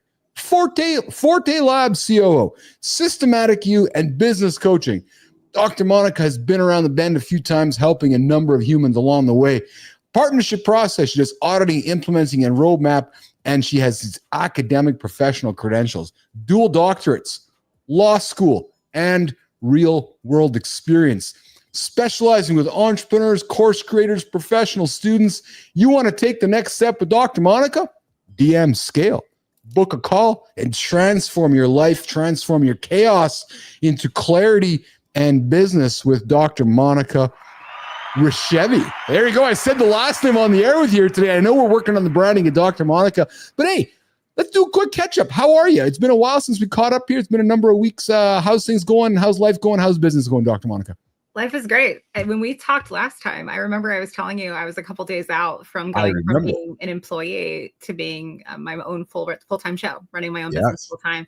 And I was looking it up, and I'm going to peek at Google just so I'm sure. So today is day 56 of me running my business full-time, which has been fabulous. So what have you learned in 56 days? Give me one thing you've learned and one thing you've hated. So one thing I've learned is that I'm going to have to be very intentional with stopping work because I love to work and I don't have really mental guardrails on it as tightly as I did before. I was famous for work-life balance and compartmentalization as much as possible. But because I'm having so much fun and I'm doing so many things, I'm having to remind myself, wait, I'm feeling this tired because this is like a 14-hour day. So I'm learning that. And the second part was like one thing I've hated. You know, I haven't found that yet. I think the thing that I've not liked quite as much is I have found that it's a little bit quieter in terms of networking with individuals because I've managed a big team before and there was a lot of people around all the time, even though virtual. So I'm just taking some intentional steps to like network more in my community and joining organizations and things like that. So that way, in addition to the Zoom work I do with my clients, I'm doing some face-to-face things too. What has been most surprising to you in your 56-day journey? Making money is easier than I thought it would be. Oh, Do tell. So hold on. Somebody's listening right now, considering doing their own thing. They've been cashing their paycheck every 2 weeks. They go, oh no, I can't go make my own money. You're like, yes, you can. And it's actually easier than you think. Dr. Yes, you can. And I can go out and say, like, on, you know, for everyone to hear forever, since we record this, I won't be an employee again. Oh, yes. Yeah, 100%. Dr. John Anderson's like, yeah, I love her. I haven't collected a paycheck from anybody before. Lean into that, Dr. Monica. And there's a number of reasons for that. But when I was telling a friend recently, well, why would you want your income to be limited? I was in higher ed for almost 20 years, and then I ran the startup. And you know, you're not limited per se, but you're given an offer, and then you negotiate and you get your best offer and salary situation. I don't have that anymore. My income potential is limited by what I put in or what I don't put in. And that is something that is just incredibly freeing and exciting and fun for me. I'm grinning because you're 56 days into this, and I'm looking at the lights going on in your head. And I don't mean that happening, right? Oh, I'm working too hard, but I love it. I'm actually not working too hard. This is my life. Oh, I can make more money. Oh, there's no ceiling on this. And that discovery process, isn't that fun, Dr. Monica? So fun. It's so fun because, I mean, let's be honest, there are things that are challenging, right? 100%. It's not, you know, reining in dollars to the extent that I would love it to forever, but it's also reining in more than I thought that it would, because I have a very, I would say, cautious, optimistic look of what, for example, revenue will look like in my first year, because I've been doing some side hustling for a while. So if I project out, this is what I would expect. I've exceeded that. And that's something that is really a wonderful feeling. And it's also something that just makes me get excited to see, like, okay, how high can we go here? This is really cool. Because the more I'm able to earn, the more I'm able to help, and the more impact I can bring to the world. So that it's not about, you know, oh, I want to make $1 billion so I can be fancy in front of my Lambo. No, I drive a Volvo. So like I want to be able to help people, and I help people when I have cash money. I love that. So there are people listening right now that have limiting beliefs. We all have our limiting beliefs. There's days that I have my limiting beliefs. Yet, and when you went into your journey, leaving your full-time job, admittedly, I know you had your limiting beliefs. But during your journey of now 56 days, I'm going to suspect that those limiting beliefs have been doing this the whole time, right? And then every single day you go to bed and you acknowledge the win that you had, and you get up and do it again. Talk about how you have used confidence and these daily wins, stacking daily habits, to eliminate those limiting beliefs in your life. I think limiting beliefs relate a lot to imposter syndrome. When you think like you can't be good enough to do a thing, you don't know enough, you haven't learned enough, you haven't proved enough, those sorts of things. Those limiting beliefs are also oftentimes related to imposter syndrome. Yeah. So I think when people are feeling those feelings, it's really important to be able to hold tight to your wins. Because when you have that past record of success, and I have a comment if you don't yet, but if you have a past record of success, it's like, I did that thing. I can do hard things. So why am I telling myself I can't do a thing? I should be the one who always tells myself you can do it. If you don't tell yourself you can do it, who else is going to do that? Isn't that true? Isn't that true? When you were going through those, like, so day 1, day 10, day 12, day 25, right? I share with me and share with Business Athlete Nation what those little wins of confidence felt like during the journey. Like that first week, the Friday, you know, you sit down with your husband going, oh my God, we got through the first week. Was it sitting down with a glass of wine? Was it going to the gym? Was it like, because I love hearing that, because in my experience, we often don't take time to enjoy the journey along the way. It just happens. Are you pausing enough to enjoy the journey? I am pausing, but I'll tell you, I did a thing that I don't know that I would recommend other people do. So when I knew, Keith, that so I was transitioning on October 1st. Yes. I knew that. So I scheduled a shit ton of travel for October. And I literally went from the East Coast to the West Coast of the United States twice. I went to the Czech Republic. Yeah. One for work, one for a conference with the client. So work. But it was all for, you know, I scheduled these things for like business related things to keep myself busy. I also had law school on campus, and I went to Europe with my husband. So I was on planes more often than not for that first month, but I was intentionally in my journal, because I keep a reflective journal. Yeah. writing down how I was feeling about things, especially things like, am I still excited about this? Is this something that I'm more scared about or excited about today? And I found myself saying excited more days than not. And it was like, this is so freaking cool. I run my own business and I get to do what I want to do. And that's so awesome. And I'm so fortunate that I get to do that. I love that. Dr. Monica, before we pivot our attention to our creator spotlight, is there something you want to leave on stage for Business Athlete Nation, for the audience to be aware of? Maybe somebody has doubt. Maybe there's something you can share about your experience that might give somebody the inspiration to achieve what you're achieving every single day right now. If you're wondering about if you should make the leap from being an employee to running your own show, you're going to find a bajillion pieces of advice on the internet, especially now with ChatGPT, which I love too. Here's what I tell people. If you're really excited about it and you know that you can sell it because you've sold it before, and you have a safety net or a really high level of comfort with debt, then go for it. Because you need to have a path that you have decided and thoughtfully gone through and hopefully talked through with your loved ones. And whether it's your cash good, so you're not going to be in debt, or it's you have a path to leverage debt in a sensible way, go for it. It's when someone takes the leap of like, I'm just done with this, I quit, and then they go and do the thing. I find that I hear more negative stories from that as opposed to someone who at least takes some time, and I'll leave that up to the person to decide how much time is appropriate, to reflect on what that path forward is going to look like. But most importantly, you've sold the thing you say you want to sell already. Because if you haven't, it's a huge gamble. You like gambling, go for it.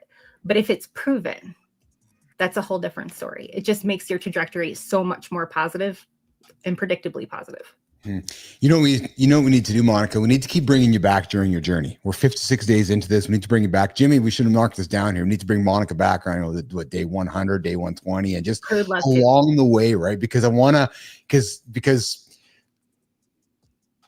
we've been fortunate to share your journey with us. You were on just before you went on your own, and then you went on your own. And now we've been watching you, right? And I'm watching your enthusiasm, watching your excitement. I'm listening to your words. I'm hanging on your words because I've been there.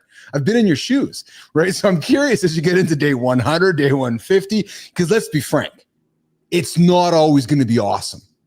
Oh, right? I know. And I know you know that, and I know you're here painting a great story, and I appreciate that. But we also know that there's those moments along the way that go, oh man, this is happening right now, right? So I am. This is exciting for me. It's exciting for me to hear your journey, and it's exciting for me to keep watching your journey because I'm not going anywhere either, right? So as I watch Dr. Monica, it's going to be really cool to keep seeing you going fly.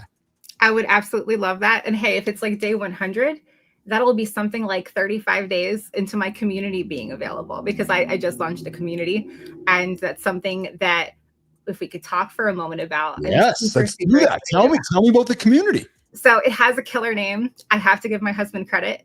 The Systematic AF Club community. Nice. The Systematic AF Club. I like that. You know who I'm a fan of? Are you a fan of System of a Down? Good music, good band. I am. Yes, I am. Oh, yeah. There you go. Okay, we're drinking the same Kool-Aid then. Yeah, okay, that's awesome. I'm a big fan of System of a Down. So the Systematic as F Club. Tell Business Athlete Nation, tell LinkedIn Nation for this content later. Tell everybody about the community. How can they get involved? How can they sign up? How can they connect with you in the community? I'm so glad you asked. That's the perfect plug. Thank you. Yes. So I have the domain too, because if you have an idea, go buy the domain and go get all of them, .com, .co, .net, and etc. So if you go to systematicafclub.com, you'll find out more information. I also post all about it on LinkedIn. But here's the gist about what it is. It is a super accessible price point. So the reason I say that is because there's a lot of communities that are all over the map with price points. And my goal with this was to have a small amount of skin in the game so someone can raise their hand and say, I'm committed, I want to participate, because people tend to ignore what's free. And so it's $250 for the first year. And that actually includes 13 plus months because I'm including a couple extra months for free. So you get the rest of 2024 through 2025. So you're not building until January 1, 2026. Nice. And so that's a really good deal. It also has, and I think you might know her, Casey Jones and I are doing a goal setting workshop in a couple of weeks, and they get that for free. And that's something that we're going to be charging the general public, I think $99 for. So that's free too. Awesome. And inside of the club, it is twice a month, 1 hour plus, because y'all know I like to talk tutorial training meetings. So we can get on for office hours. And essentially, Keith, you could say, Monica, I'm doing stuff for my Keith and Friends show, and my automations are not working right, or I want automations, or what can I do? So you can come and ask me whatever you want, and ask each other whatever you'd like. And you also get 2 really in-depth tutorials once a month that walk you through things, step-by-step tutorials to set up automations and workflows to make little things easier in your life, or big things. So everything from how to be more productive in your day, to how to set up an onboarding sequence. So you don't have to one-on-one email all your customers and clients, and it'll do it for you in your tone while you sleep. That's awesome. Systematicaf.com.co.net. Everything in the planet. That's how you can find Dr. Monica Rysavy's community. And it is an exceptional deal right now. It's $250 for the next 14 months. Yeah, and you can join us at $25 a month. So if you want to kick the tires, but I forgot, I should probably mention this. If you join us, Keith, between now and December 3rd, you've got until January 30th, the last day of the month, to decide that you like it or not. You don't like it, no questions asked, peace and love, and off you go. Because I want people to be happy and feel like they're getting value. And if you're not getting value, why would I keep your money? Yeah. So you have well over 60 days to give it a try and decide. And then, if not, I hope you stay. But if not, I got a question for you. So I find that humans have the hardest time making a decision on pricing. Yeah. I charge $99 a month. Do I charge $1,000 a month? Do I charge $1,000 a quarter? What the hell's the price? Because if I'm making a digital product, the value is what I perceive the value, or what I perceive the audience to pay for the value. Dr. Monica, how did you come up with deciding what you were going to charge for your community? So pricing is super, super individualistic. And I'm going to add one thing to the comment you just said. Yes. It's the amount that you think that it's worth, right? It's the value that you as the creator put on it, but it's also what the market will bear. And that's something I learned from, business school 20 some years ago. Yeah. So I wanted it to be a price point that felt like it made sense. If I went on the internet and I looked at my creator friends and other folks that had communities, what were their price points? So I'm kind of looking at those different prices. I'm also looking at what's the amount that would just make me go, okay, the platform's paid for. Because let's be honest, this community is not meant to be a moneymaker by any stretch of the imagination. I would like to be able to pay for the platform. We're on Mighty Networks, and for associated tools that I use with it. If I could break even with it, I would be over the moon. So that's my goal with this. It's not meant to pay bills. Yeah. Managing communities are a significant commitment. And I can only assume that you are just loving that, like just bringing people in, helping them grow, helping them hit the next level. What has been the biggest surprise so far for you in creating community? So I've been doing communities for 20 some years, everything from higher ed to online communities to women's groups, all sorts of things. Not new to you. No, but the biggest thing that's a surprise for me is how many people that are joining that I don't know, which is so cool. That's so fabulous, because I'm seeing all these names and I'm like, oh, that's so awesome. I don't know who you are. Because, when you do that new thing and you launch it into the world, my biggest fear, at least, is like, maybe just my family and my friends are going to buy it, because you don't know, right? But I'm seeing so many people coming in that I have never come across their names, which is fabulous. And now I'm, of course, one of the things I ask when they join the community, they have an onboarding form. Hey, how can I follow you on socials? So I'm going on LinkedIn and checking out and being like, oh, we're connected by this person or this person, or maybe we didn't have a connection before. So that to me is the coolest thing, Keith, because it means that I am not just bringing people into my orbit, so to speak, into my community that are just like me. It's people that have all kinds of different backgrounds, walks of life, those sorts of things. And that's what I want. I don't want everyone to be the same. This is awesome, because I got goosebumps, because I met you on the show here as you were getting your journey launched. And I got to be honest, I was looking in your eyes I first met you, and I could see a little bit of the, I don't know, it was anxiety or stress, because you knew what was coming. I don't care what you knew what was coming. Yep. And now to see your energy and your joy and your smile, and you're like, there's people showing up to my community that I don't even know.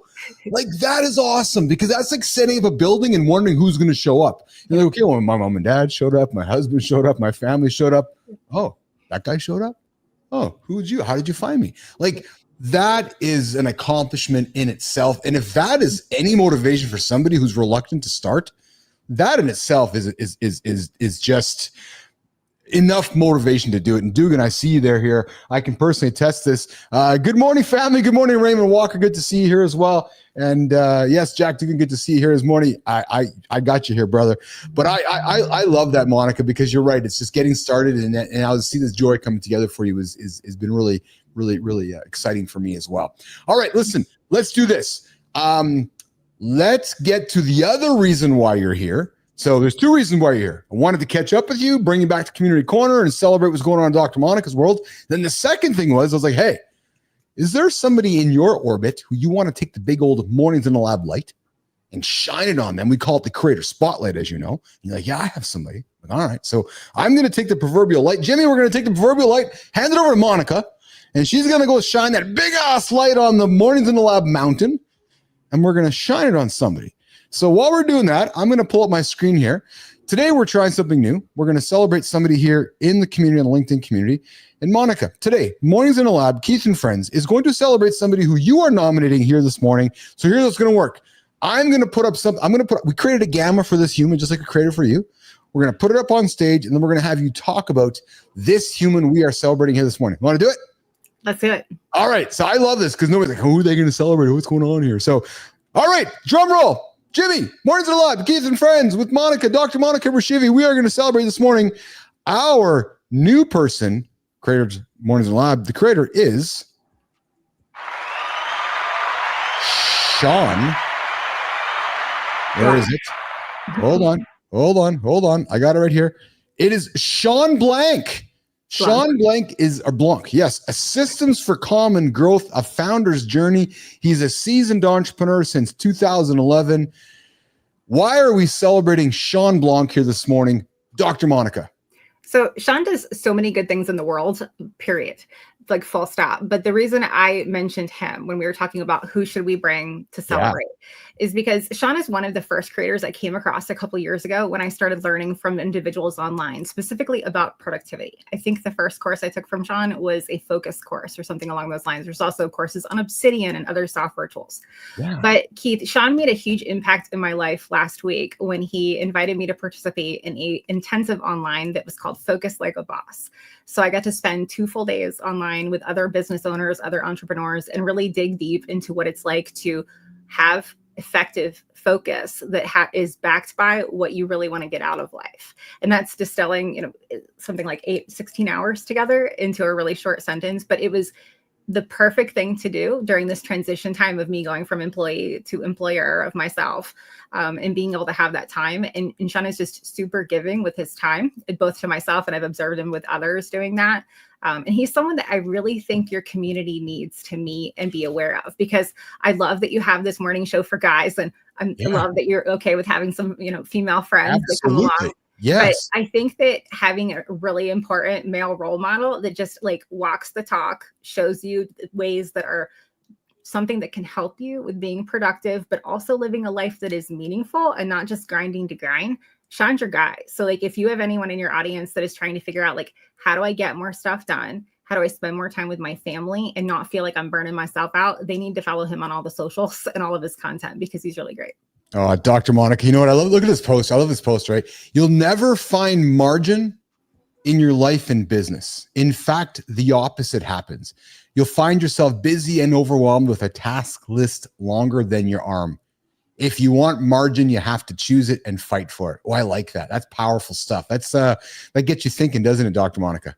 100%. And that's something that Sean talks a lot about, is margin and how you can find it in your life. And one of the things that really struck me is how, if you want to find margin in an area of your life, you want more time with your family, you have to stop spending so much time in another area, right? Because we can't invent time. We can't make more time. So you have to think, what do you want to let go of? What do you want to let go of? Not what are you willing to let go of to make more margin in that area? Yeah, it's true. We talk about it here this morning. Jimmy, I'm going to knock this out. We're going to keep the show going here.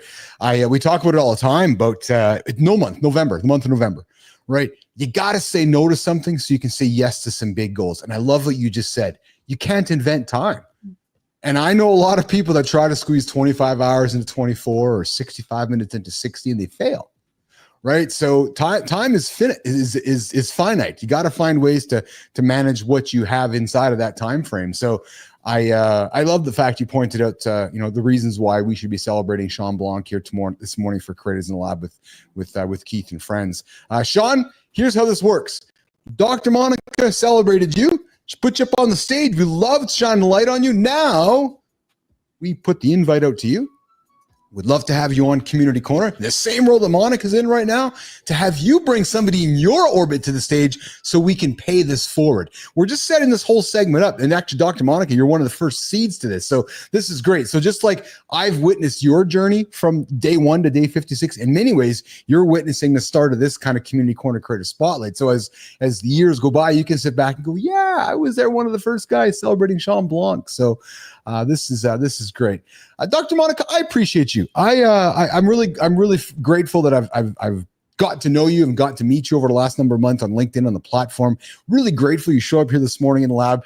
And Jimmy, grateful that she was here before everybody else. She was here before Jimmy and here before Johnny and here before Alex, was almost here before me. So you are invited here as many times as you want to come back and hang out with us and so forth. What do you got going on today, Dr. Monica? I'm having lunch with a friend.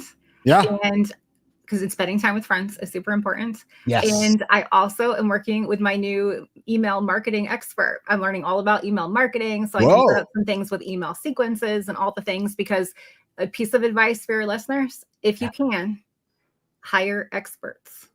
You can always muscle your way through things. Learning things is important. But when you get to a situation where there's too many things to do and not enough time, if you can, hire experts to help you do that too. So that's what I did.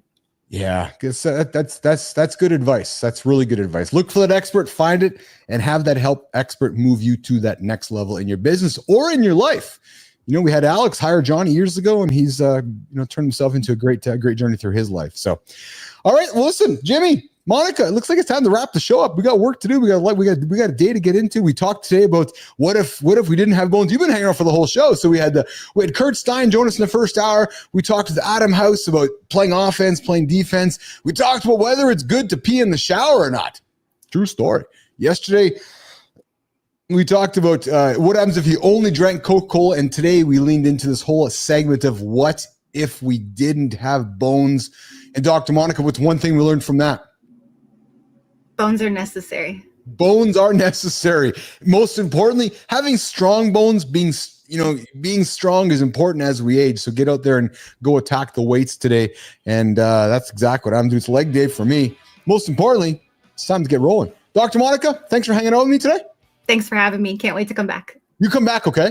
I will. Awesome. So 56, we'll get you in here in January, February. We'll get you into day 100. So we'll learn more about where you're at, okay? Sounds fabulous. Thank you. Awesome. All right, nation, you guys have a good one. Jimmy, let's rock and roll. Let's get out of here. We got some post-production to do. On behalf of Dr. Monica, John and Marty and Jack Dugan and Raymond Walker and Fly Fisher and everybody who showed up today, you know where to find us. 8 o'clock Eastern time right here. Mornings in the Lab with Keith and friends. Come hang out with us. We'll help you get your ass out of bed and save you 9 minutes. Don't hit the fucking snooze button. Get up, get up, get up. Jimmy, let's get out of here. See you guys.